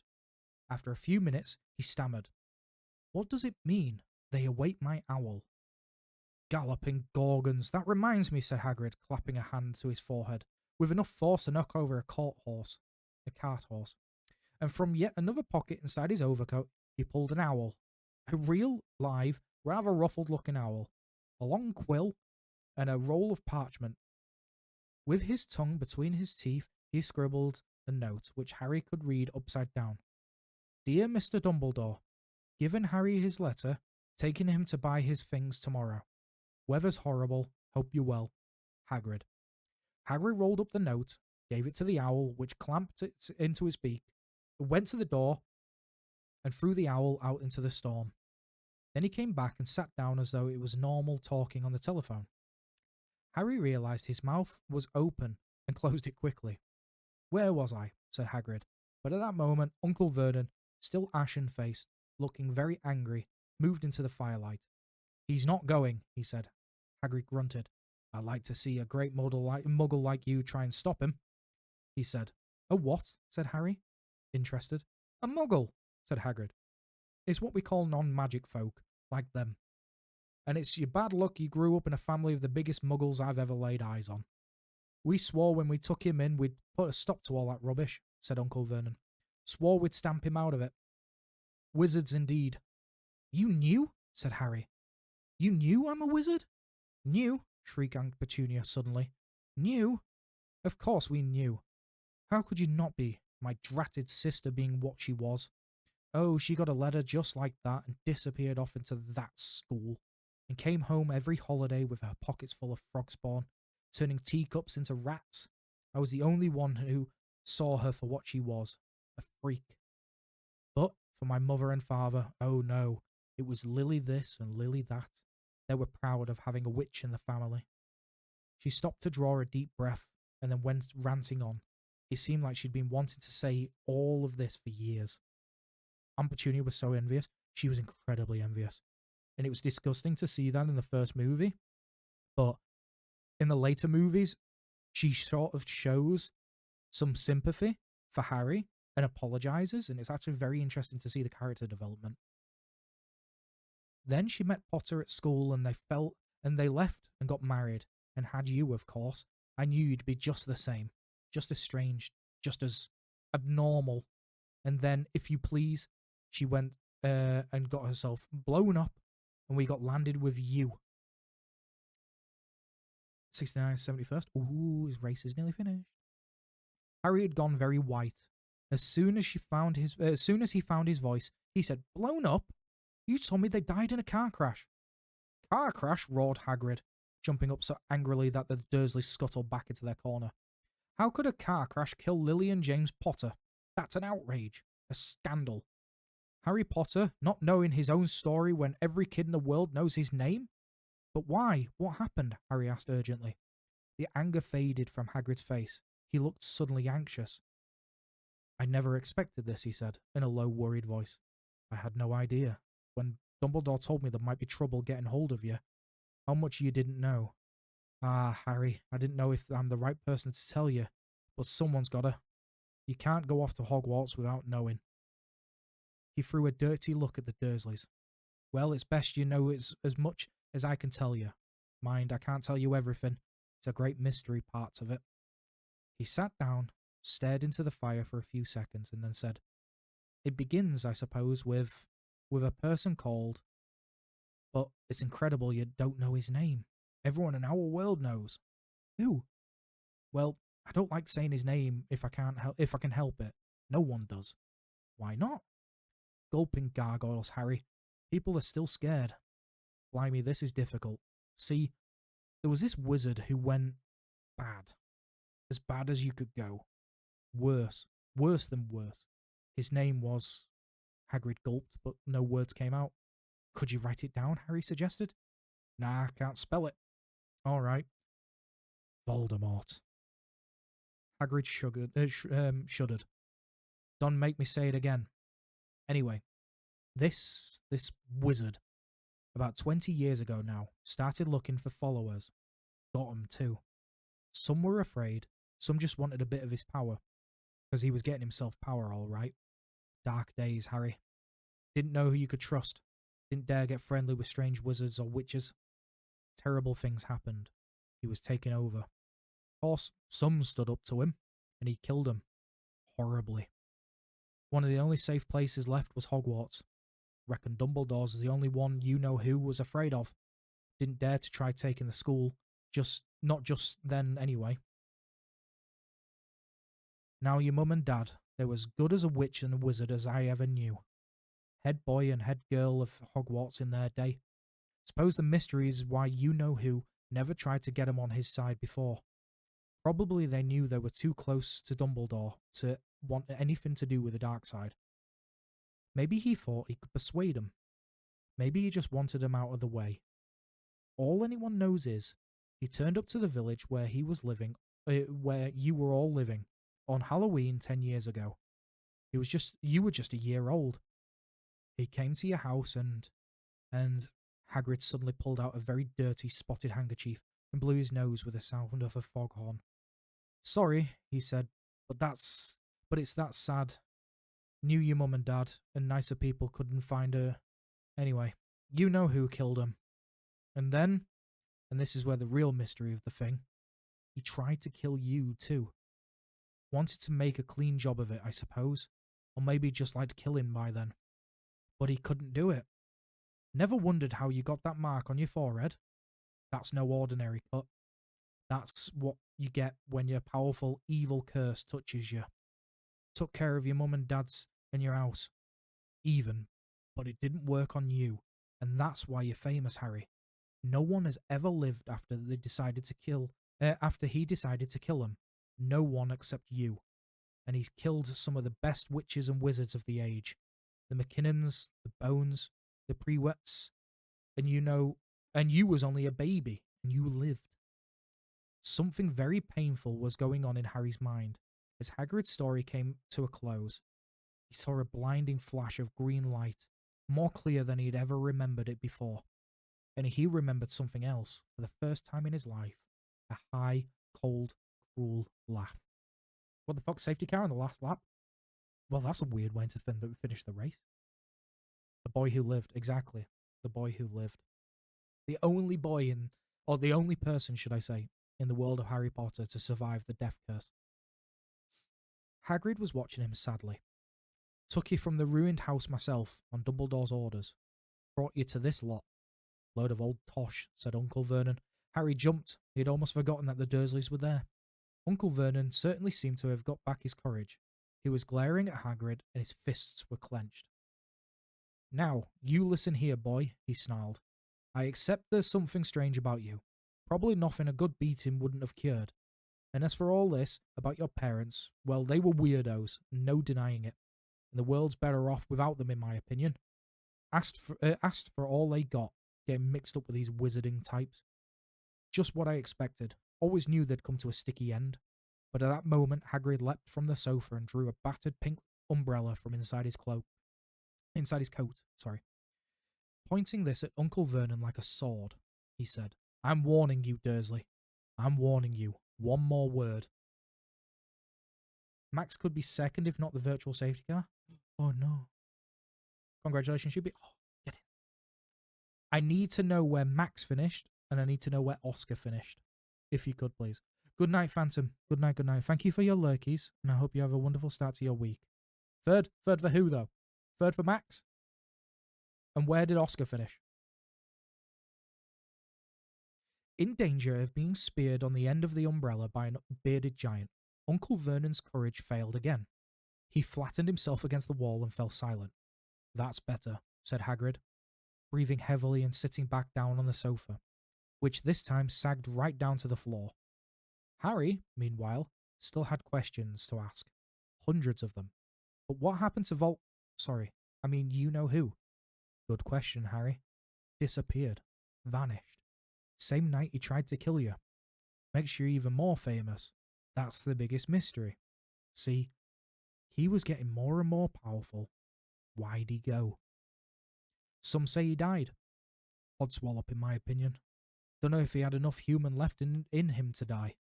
Some say he's still out there, biding his time. But I don't like to believe it. People who was on his side came back to ours. Some of them came out of kind of trances. Don't reckon they could have done it if he was coming back. Piastri 5th, Max 3rd. That's a lot. That's put Lando. That's put Lando in first in the Drivers' Championship. Because Piastri finished 5th.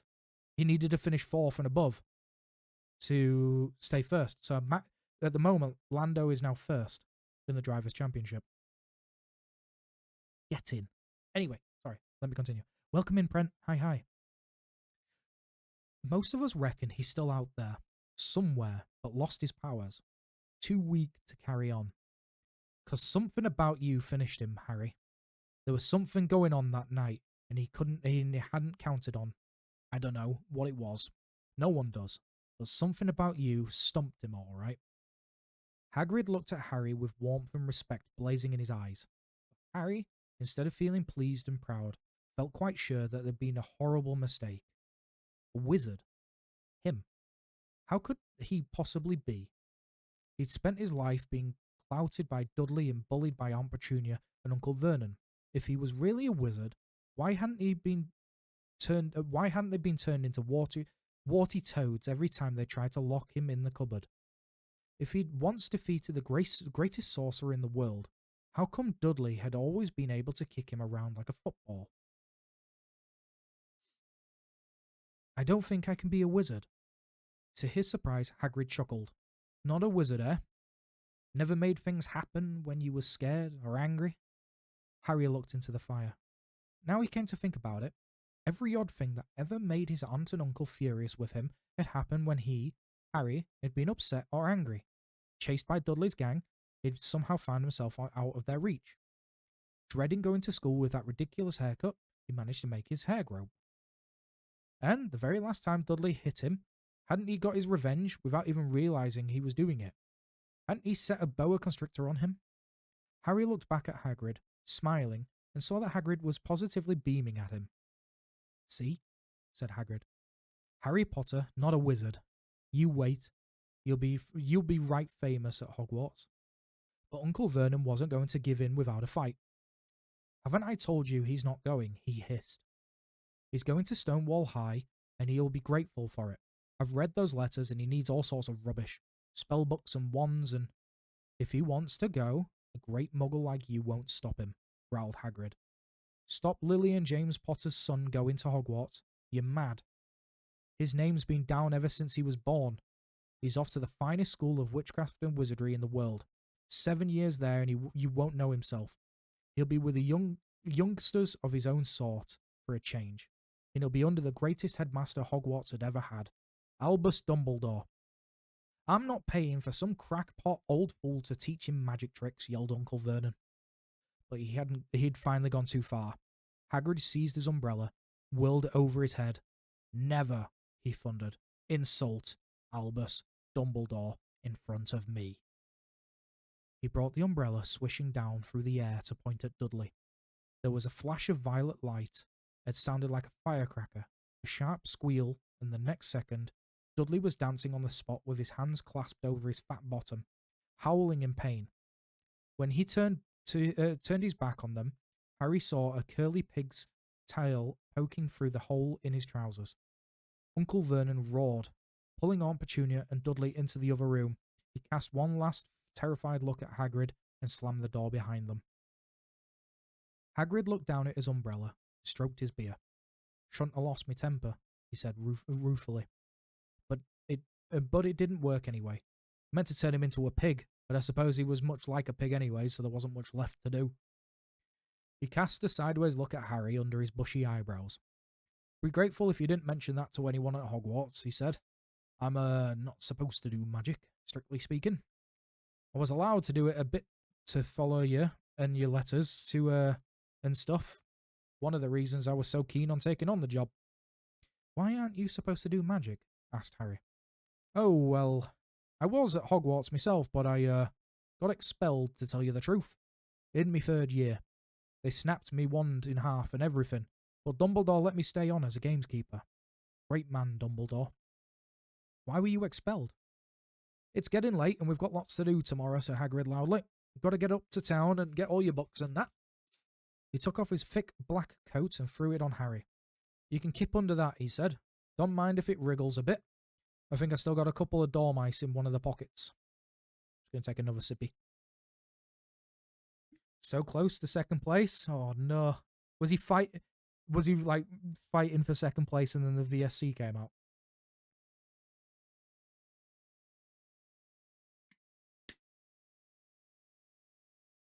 Very unfortunate for Max.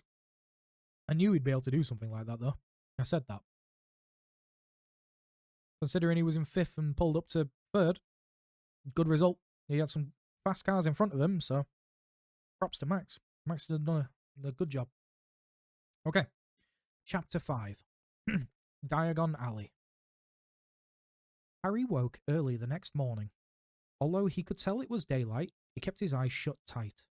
It was a dream, he told himself firmly. I dreamed a giant called Hagrid came to tell me I was going to a school of wizards. When I open my eyes, I'll be at home in my cupboard. There was suddenly a loud tapping noise, and there's Aunt Petunia knocking on the door. Harry thought, his heart sinking, but he didn't open his eyes. It'd been such a good dream. Tap, tap, tap. All right, Harry mumbled. I'm getting up. He sat up and Hagrid's heavy coat fell off him. The hut was full of sunlight. The storm was over. Hagrid himself was asleep on the collapsed sofa, and there was an owl rapping its claw at the window, a newspaper held in its beak. Harry scrambled to his feet, so happy he felt as though a large balloon was swelling inside him. He went straight to the window and jerked it open. The owl swooped in and dropped the newspaper on the top of Hagrid, who didn't wake up. The owl then fluttered on the floor and began to attack Hagrid's coat.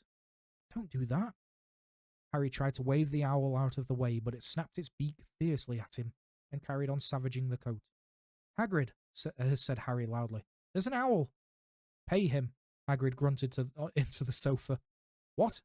He wants paying for delivering the paper. Look in the pockets. Hagrid's coat seemed to be made of nothing but pockets. Bunches of keys, slug pellets, balls of string, mint handbugs, tea bags. Finally, Harry pulled out a handful of strange-looking coins. Give him 5 nuts, said Hagrid, sleepily. Nuts? The little bronze ones.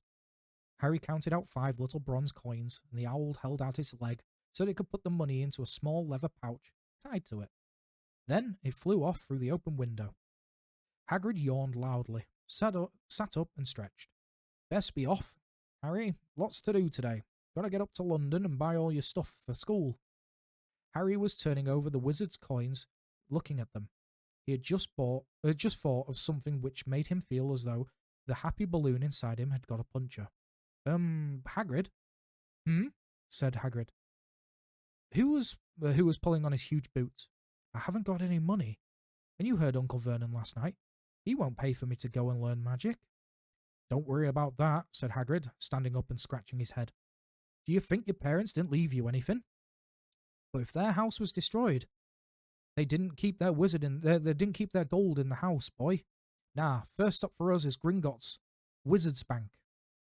Have a sausage. They're not that bad cold. And I wouldn't say no to a bit of your old birthday cake neither. Wizards have banks? Just the one. Gringotts. It's ran by goblins. Harry dropped the bit of sausage he was holding.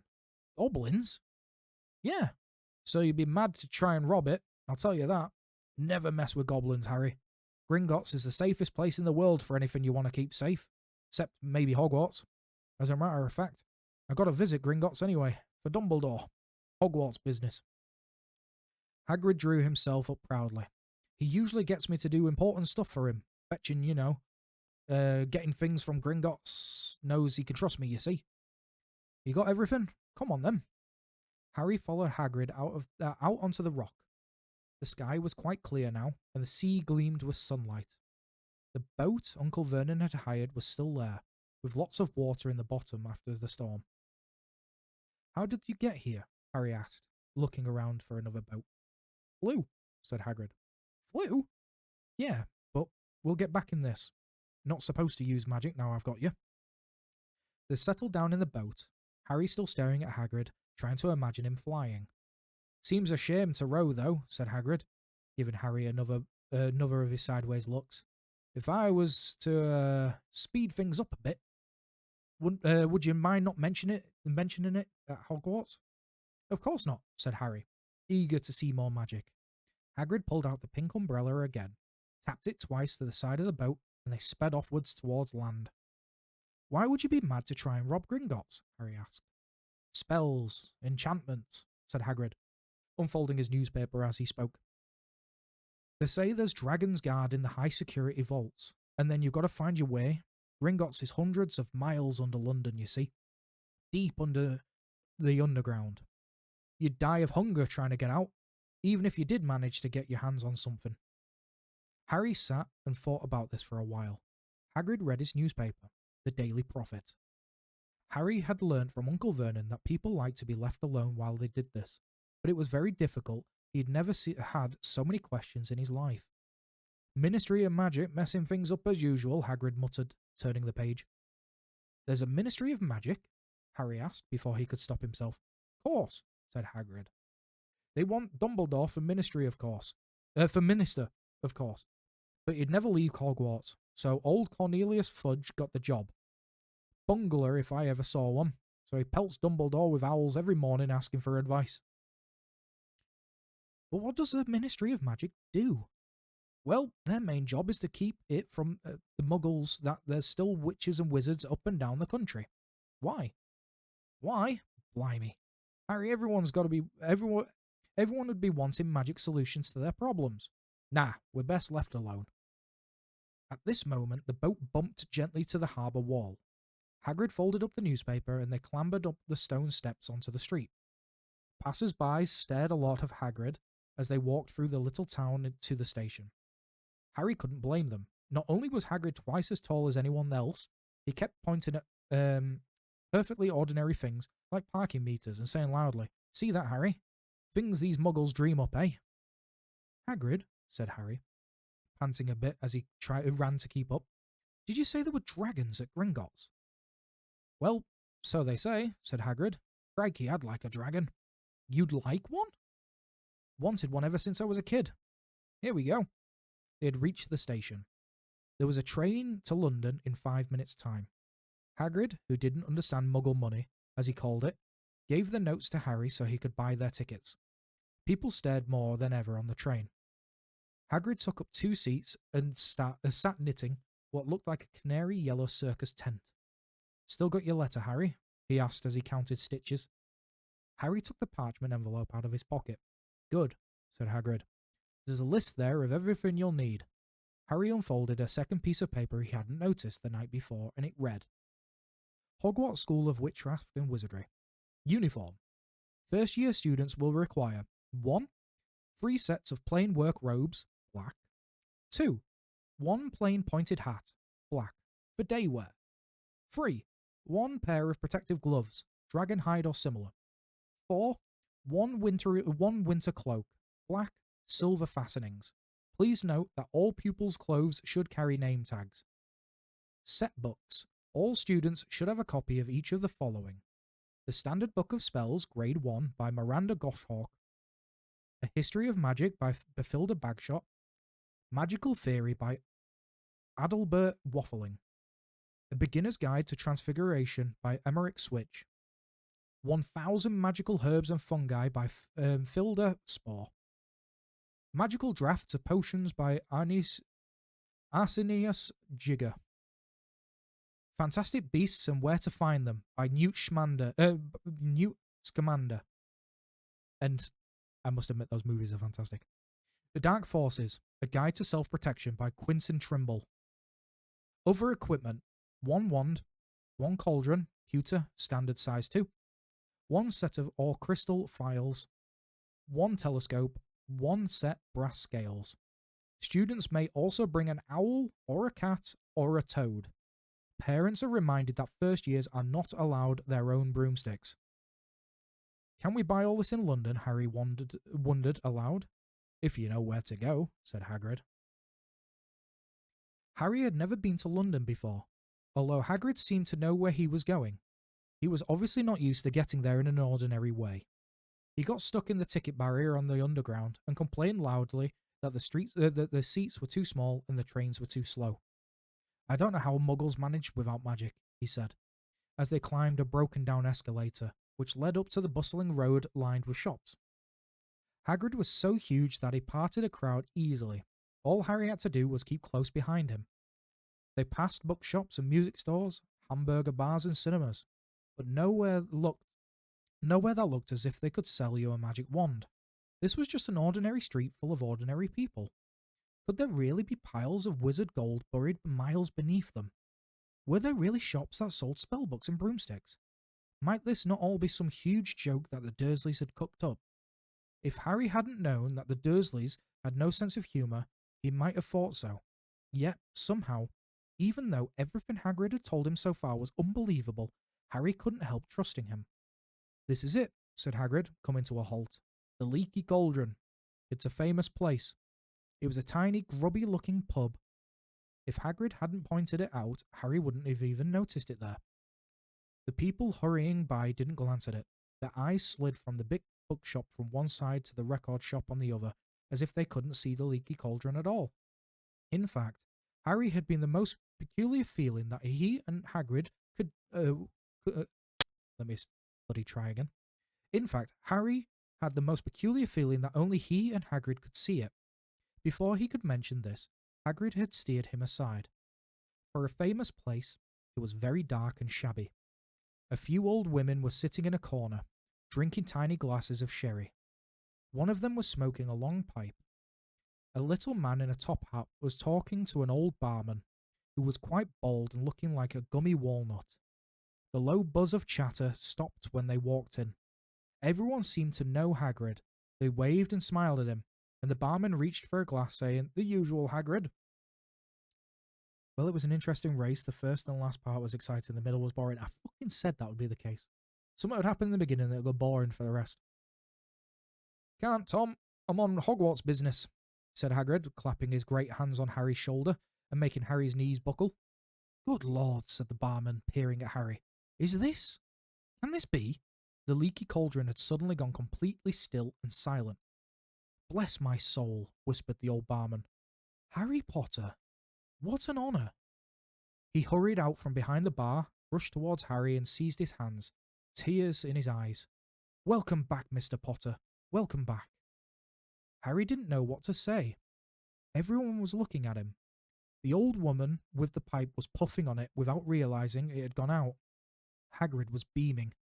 Then there was a great scraping of chairs, and the next moment, Harry found himself shaking hands with everyone in the Leaky Cauldron. "Doris Crockford, Mr. Potter. Can't believe I'm meeting you at last." "So proud, Mr. Potter. I'm just so proud. Always wanted to shake your hand. I'm all of a flutter." "Delighted, Mr. Potter. Just can't tell you. Diggle's the name. Daedalus Diggle." I've seen you before," said Harry, as as Daedalus Diggle's top hat fell off in excitement.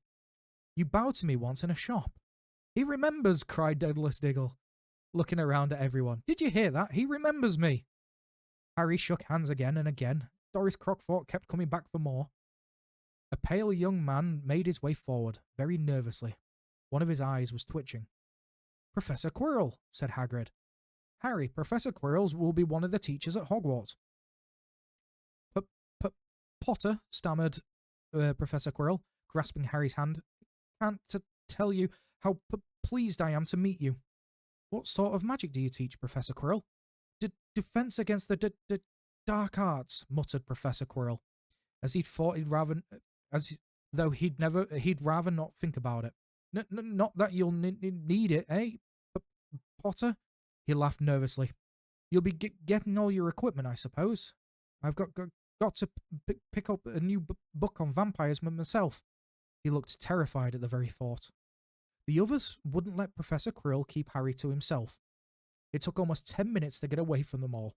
At last, Hagrid managed to make himself heard over the babble. "Must get on. Lots to buy. Come on, Harry." "Potter." Yeah, now we've got to wait 2 weeks again. Man, 2 weeks before the next race. Is the next race, Vegas? I can't remember if the next one is Vegas. Doris Crockford shook Harry's hand one last time, and Hagrid led them through the bar and out into a small walled courtyard, where there was nothing but a dustbin and a few weeds. Brazil? Oh, Brazil's next week. Oh, I like Brazil. Brazil's always an interesting race. It always fucking rains, though. Vegas is after. I can't remember. I knew Vegas is coming up because Vegas is, it's a weird one. Hagrid grinned at Harry. "Told you, didn't I? Told you was famous. Even Professor Quirrell was trembling to meet you." Mind you, he's usually trembling. Is he always that nervous? Oh yeah, poor bloke. Brilliant mind. He was fine while he was studying out of the books, but then he took a year off to get some first-hand experience.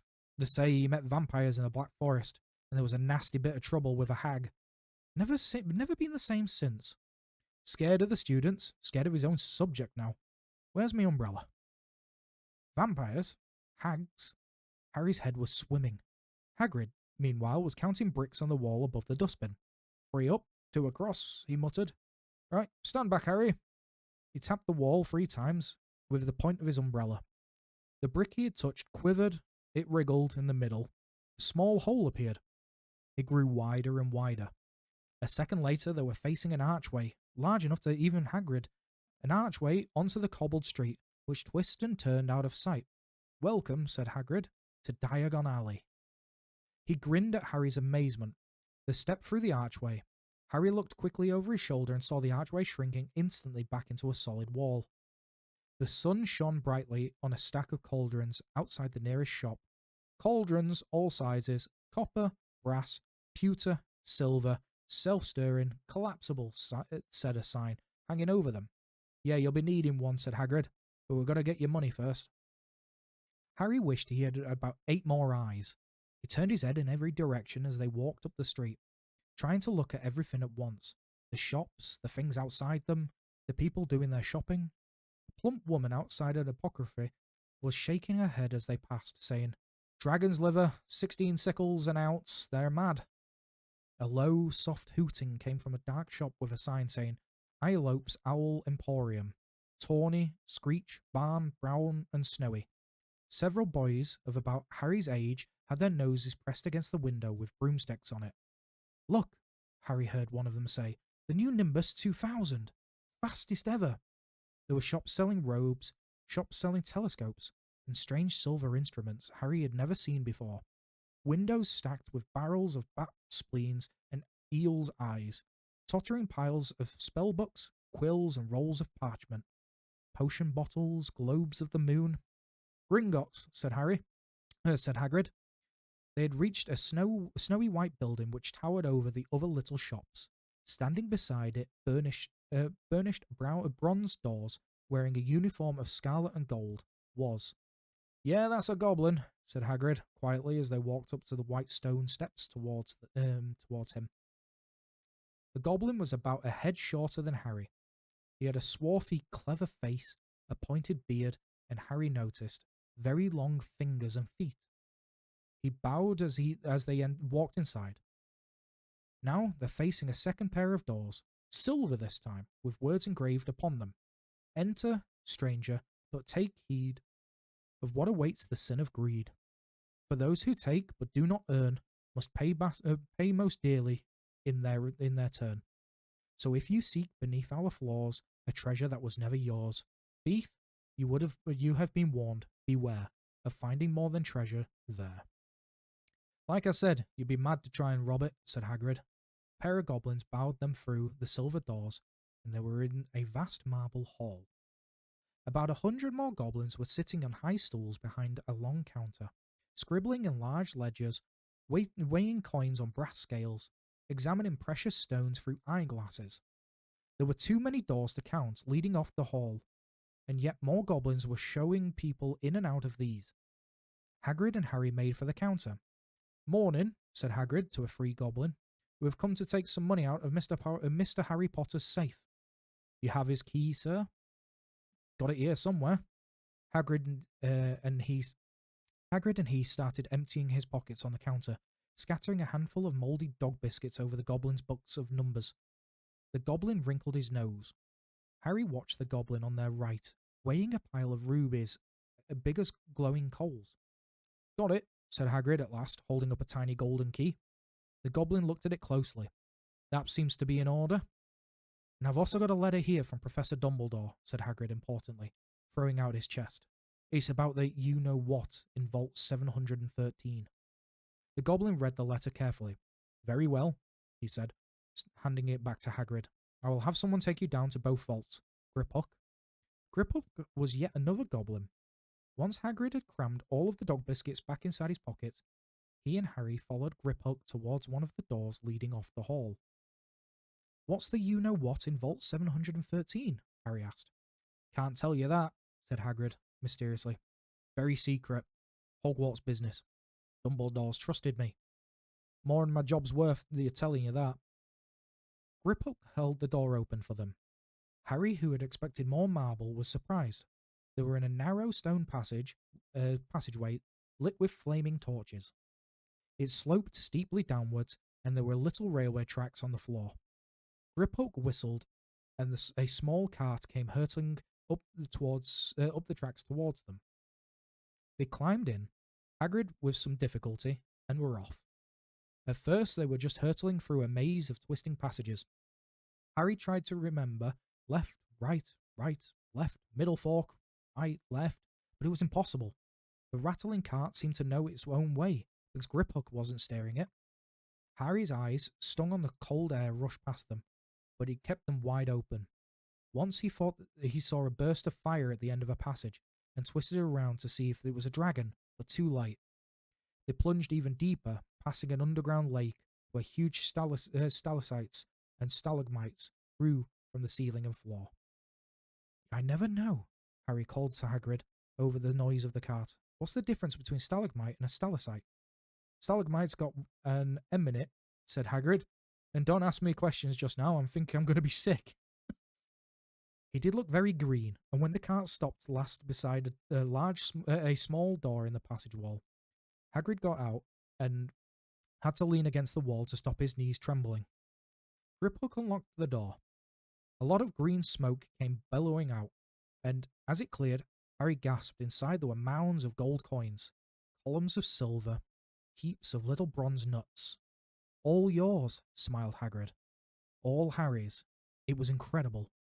The Dursleys couldn't have known about this, or they would have had it from him faster than blinking. How often they complained about how much Harry cost to keep. And all the time there'd been a small fortune belonging to him, buried deep under London. Hagrid helped Harry pile some of the coins into a bag. The gold ones are galleons, he explained. 17 silver sickles to a galleon and 29 nuts to a sickle. It's easy enough. Right, that should be enough for you. A couple of terms. We'll keep the rest safe for now. He turned to Griphook. Vault 713 now, please, and can we go more slowly? One speed only, said Griphook. Rich as fuck, yeah. I remember the movie when it shows it, and I'm like, he has all this money. Like, what happens with it and stuff? And obviously it turns out it just stays here. It just stays in the vault. They were going even deeper now and gathering speed. The air became colder and colder as they hurtled round tight corners. They went rattling over an underground ravine, and Harry leant over the side to try and see what was down at the dark bottom, but Hagrid groaned and pulled him back by the scruff of his neck. Vault 713 had no keyhole. Stand back, said Griphook importantly. He stroked the door gently with one of his long fingers, and it simply melted away. If anyone but a Gringotts goblin tried to get in, they'd be sucked through the door and trapped in there, said Griphook. How often do you check to see if anyone's inside? Harry asked. About once every 10 years, said Griphook, with a rather nasty grin. Something really extraordinary had been left inside this top security vault. Harry was sure, and he leant forward eagerly, expecting to see fabulous jewels at the very least. But at first he thought it was empty. Then he noticed a grubby little package wrapped in a brown paper lying on the floor. Hagrid picked it up and tucked it inside his coat. Harry longed to know what it was, but knew better than to ask. Come on, back to this infernal cart and don't talk to me while on the way back. It's best if I keep my mouth shut, said Hagrid.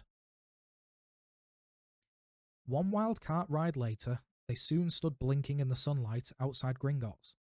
Harry didn't know where to run first now that he had a bag full of money. He didn't have to know how many galleons there were to a pound, to know that there was holding more money than he'd had in his whole life. More money than Dudley had ever had. Might as well get your uniform, said Hagrid, nodding towards Madame Malkin's robes for all occasions. Listen, Harry, would you mind if I sipped off for a pick-me-up in the leaky cauldron? I hate them Gringotts carts. He did still look a bit sick, so Harry entered Madame Malkin's shop alone, feeling nervous. Madame Malkin was a squat, smiling witch dressed in all mauve. Hogwarts, dear, she said, when Harry started to speak. Got the lot here. Another young man being fitted just now, in fact. In the back of the shop, a boy with a pale, pointed face was standing on a footstool, while a second witch pinned up his long black robes. Madame Malkin stood Harry on a stool next to him, slipped a long robe over his head, and began to pin it in the right length.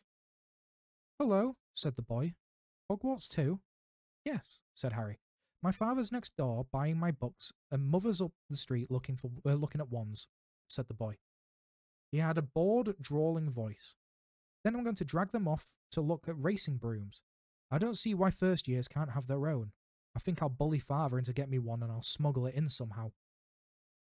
Harry was strongly reminded of Dudley. Have you got your own broom? The boy went on. No, said Harry. Play Quidditch at all? No, Harry said again, wondering what on earth Quidditch could be. I do. Father said it's a crime if I'm not picked to play for my house, and I must say, I agree. Know what house you'll be in yet? No, said Harry, feeling more stupid by the minute. Well, no one really knows until they get there, do they? But I know I'll be in Slytherin. All our family has been. Imagine being in Hufflepuff. I think I'd leave, wouldn't you? Mm-hmm, said Harry, wishing he could say something a bit more interesting. I say, look at that man, said the boy suddenly, nodding towards the front door. Hagrid was standing there, grinning at Harry and pointing at 2 large ice creams to show he couldn't come in. That's Hagrid, said Harry, pleased to know something the boy didn't. He works at Hogwarts. Oh, said the boy, I've heard of him. He's a sort of servant, isn't he? He's the gamekeeper, said Harry. He was liking the boy less and less every second. Yes, exactly. I heard he's a sort of savage. Lives in a hut on the school grounds, and every now and then he gets drunk, tries to do magic, and ends up setting fire to his bed. I think he's brilliant, said Harry coldly. Do you? Said the boy with a slight sneer. Why is he with you? Where are your parents? They're dead, said Harry shortly. He didn't feel much like going into the matter with this boy. Oh, sorry, said the other, not sounding sorry at all. But they were our kind, weren't they? They were a witch and wizard, if that's what you mean. I really don't think they should let the other sort in, do you? They're just not the same. They've never been brought up to know our ways. Some of them have never even heard of Hogwarts until they get the letter. Imagine. I think they should keep it in the old wizarding families. What's your surname, anyway? But before Harry could answer, Madame Malkin said, That's you done, my dear. And Harry, not sorry for an excuse to stop talking to the boy, hopped down from the footstool. Well, I'll see you at Hogwarts, I suppose, said the drawling boy. Harry was rather quiet as he ate the ice cream Hagrid had bought him, chocolate and raspberry with chopped nuts. What's up? Said Hagrid. Nothing, Harry lied. They stopped to buy parchment and quills. Harry cheered up a bit when he found a bottle of ink that changed colour as you wrote. When they had left the shop, he said, Hagrid, what's Quidditch? Blimey, Harry, I keep forgetting how little you know. Not knowing about Quidditch? Don't make me feel worse, said Harry. He told Hagrid the pale boy in the Madame Malkin's. He told him about the pale boy in Madame Malkin's. And he said people from Muggle families shouldn't even be allowed in. You're not from a Muggle family. And if he'd known who you were, he's grown up for knowing your name if his parents are wizarding folk. You saw him in the leaky cauldron. Anyway, what does he know about it? Some of the best I ever saw were the only ones in magic. In a long line of Muggles. Look at your mum. Look at what she had for a sister. So what is Quidditch? Hello, Kata. Welcome in. Hi. Hope you're doing well. Yippee sheepy ASMR stream. I'm just reading. You ever been to one of those Harry Potter theme parks? No, I haven't. It's a bit of a ways away for me to drive to go to, so it would be one that I would have to stay somewhere a night before, and then go around it for the day. Apparently, it's always any time of year. It's always busy, and then would have to stay at a hotel that evening, and then go back home the following day, kind of thing. So, yeah, I'd like to go. I think it'd be pretty cool. My friend who knows like everything about Harry Potter, he's been twice. And he said both times he went, he really enjoyed it. It was really, really good. You taking me one day? Oh, okay. I have no decision. I'm being told. Okay. We're having a bro date? Pog. It's our sport. Wizard sport. It's like football in the muggle world. Everyone follows Quidditch. Played up in the air on broomsticks, and there's 4 balls. Sorta hard to explain the rules. And what are Slytherin and Hufflepuff? Schoolhouses. There's 4. Everyone says Hufflepuff are a lot of doofers, but I bet I'm in Hufflepuff, said Harry gloomily. Better Hufflepuff than Slytherin, said Hagrid darkly. There's not a single witch or wizard who went bad who wasn't in Slytherin. You know who was one. You know who was at Hogwarts? Years and years ago, said Hagrid. They bought Harry's school books in a shop called Flourish and Blots, where the shelves were stacked to the ceiling with books as large as the paving stones bound in leather. Books the size of postage stamps in covers of silk, books full of peculiar symbols, and a few books with nothing in them at all.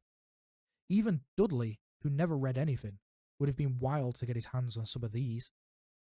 Hagrid almost had to drag Harry away from the curses and counter-curses, bewitch your friends and befuddle your enemies with the latest revenges, hair loss, jelly legs, tongue-tying, and much, much more, by Professor Vindictus Viridian. I was trying to find out how to curse Dudley. I'm not saying that's not a good idea, but you're not to use magic in the Muggle world except in very special circumstances, said Hagrid. And anyway, you couldn't work any of them curses yet.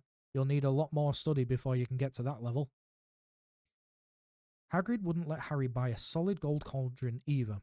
It says pewter on your list. But they got a nice set of scales for weighing potion ingredients and a collapsible brass telescope. Then they visited the Apocryphes, which was fascinating enough to make up for its horrible smell, a mixture of bad eggs and rotted cabbages. Barrels of slimy stuff stood on stools, jars of herbs, dried roots, and bright powders lined the walls. Bundles of feathers, strings of fangs, snarled claws hung from the ceiling. While Hagrid asked the man behind the counter for a supply of some basic potion ingredients for Harry found himself examined as silver unicorn horns at 21 galleons each, and minuscule glittery black beetle eyes, 5 nuts a scoop. Outside the Apocryphes, Hagrid checked Harry's list again. Just your one left. Oh yeah, and there's still haven't got you your birthday present. Harry felt himself go red. You don't have to. I know I don't have to. Tell you what, I'll get you your animal. Not a toad. Toads went out of fashion years ago. You'd be laughed at. And I don't like cats. They make me sneeze. I'll get you an owl.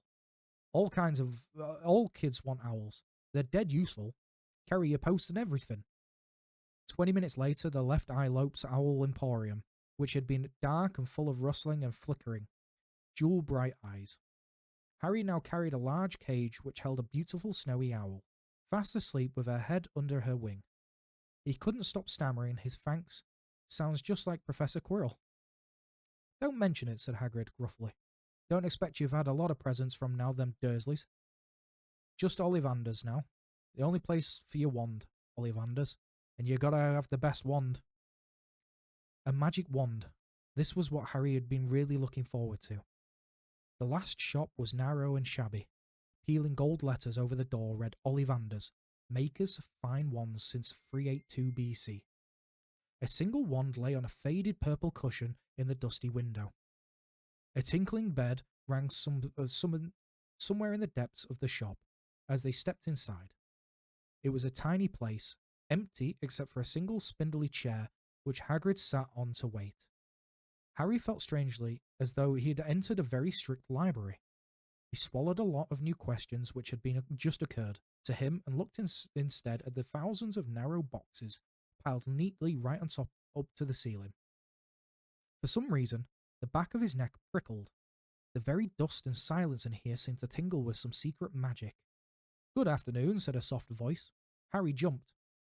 Hagrid must have jumped too, because there was a loud crunching noise, and he got quickly off the spindly chair. An old man was standing before them, his wide, pale eyes shining like moons through the gloom of the shop. Hello, said Harry awkwardly. Ah, yes, said the man. Yes, yes. I thought I'd be seeing you soon, Harry Potter. It wasn't a question. You have your mother's eyes.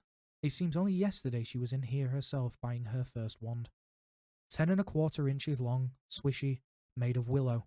Nice wand for charm work. Mr. Ollivander moved closer to Harry. Harry wished he would blink. Those silvery eyes were a bit creepy. Your father, on the other hand, favoured a mahogany wand, 11 inches, pliable, and a little more power, and excellent for transfiguration. Well, I say your father favoured it. It's really the one that chooses the wizard, of course. Mr. Ollivander had come so close that he and Harry had almost nose to nose.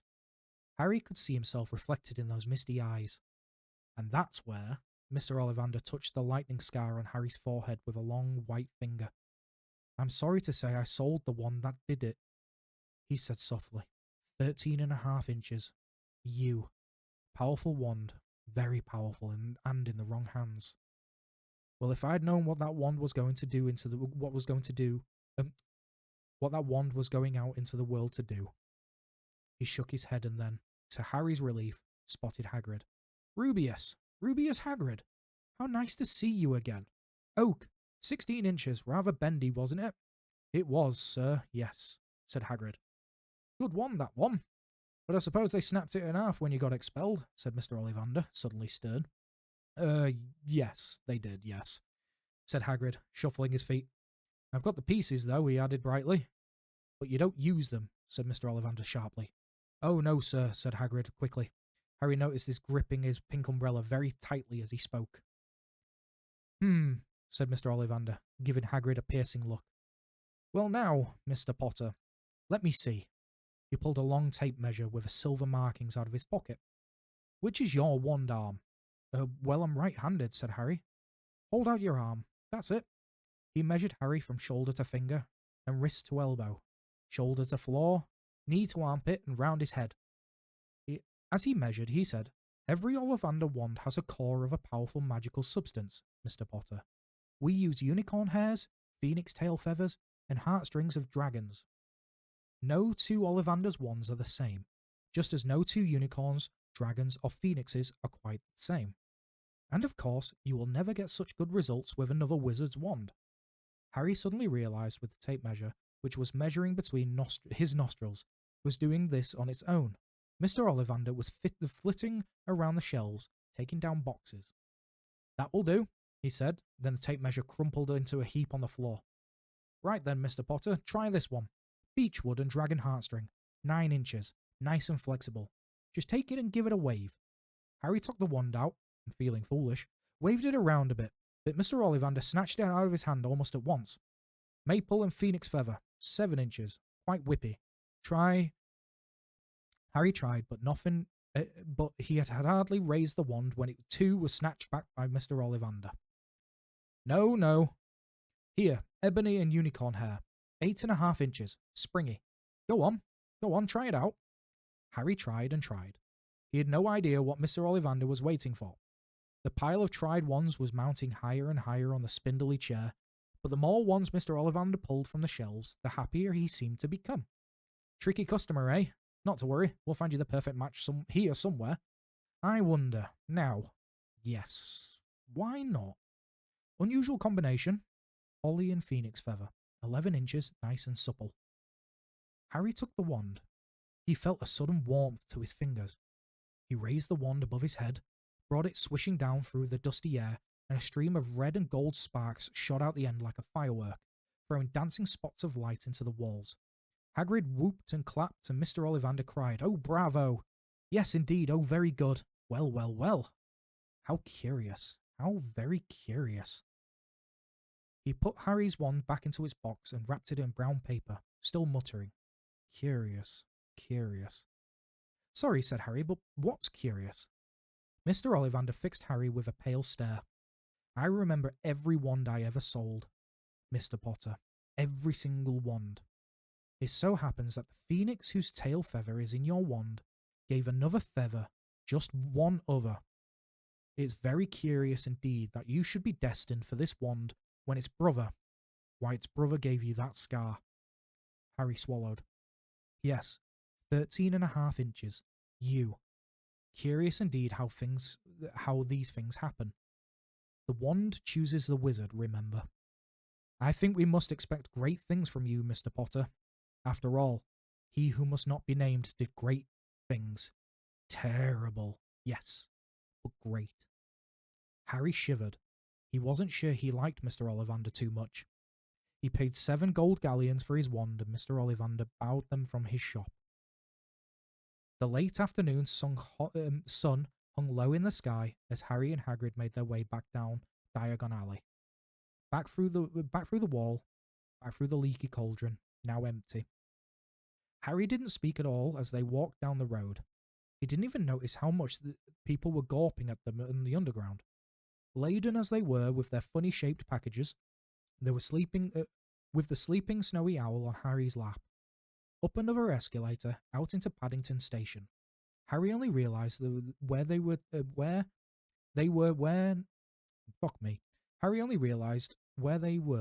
when Hagrid tapped him on the shoulder. "Got time for a bite to eat before your train leaves?" he said. He bought Harry a hamburger, and they sat down on plastic seats to eat. Harry kept looking around. Everything looked so strange somehow. "You all right, Harry? You're very quiet," said Hagrid. Harry wasn't sure he could explain. He just had the best birthday of his life, and yet he chewed his hamburger trying to find the words. "Everyone thinks I'm special," he said at last. "All those people in the leaky cauldron. Professor Quirrell, Mr. Ollivander. But I don't know anything about magic at all. How can they expect great things? I'm famous, and I can't even remember what I'm famous for. I don't know what happened when the night my parents died." Hagrid leant across the table. Behind the wild beard and eyebrows, he wore a very kind smile. "Don't you worry, Harry. You'll learn fast enough. Everyone starts at the beginning at Hogwarts. You'll be just fine. Just be yourself. I know it's hard. You've been singled out, and that's always hard. But you'll have great time at Hogwarts. I did, and still do. Smarter, in fact." Hagrid helped Harry onto the train that would take him back to the Dursleys, then handed him an envelope. "Your ticket for Hogwarts," he said. "1st of September, King's Cross. It's on your ticket. Any problems with the Dursleys, send me a letter with your owl. She'll know where to find me. See you soon, Harry." The train pulled out of the station. Harry wanted to watch Hagrid until he was out of sight. He rose in his seat and pressed his nose against the window, but he blinked, and Hagrid was gone. And we're going to call it there.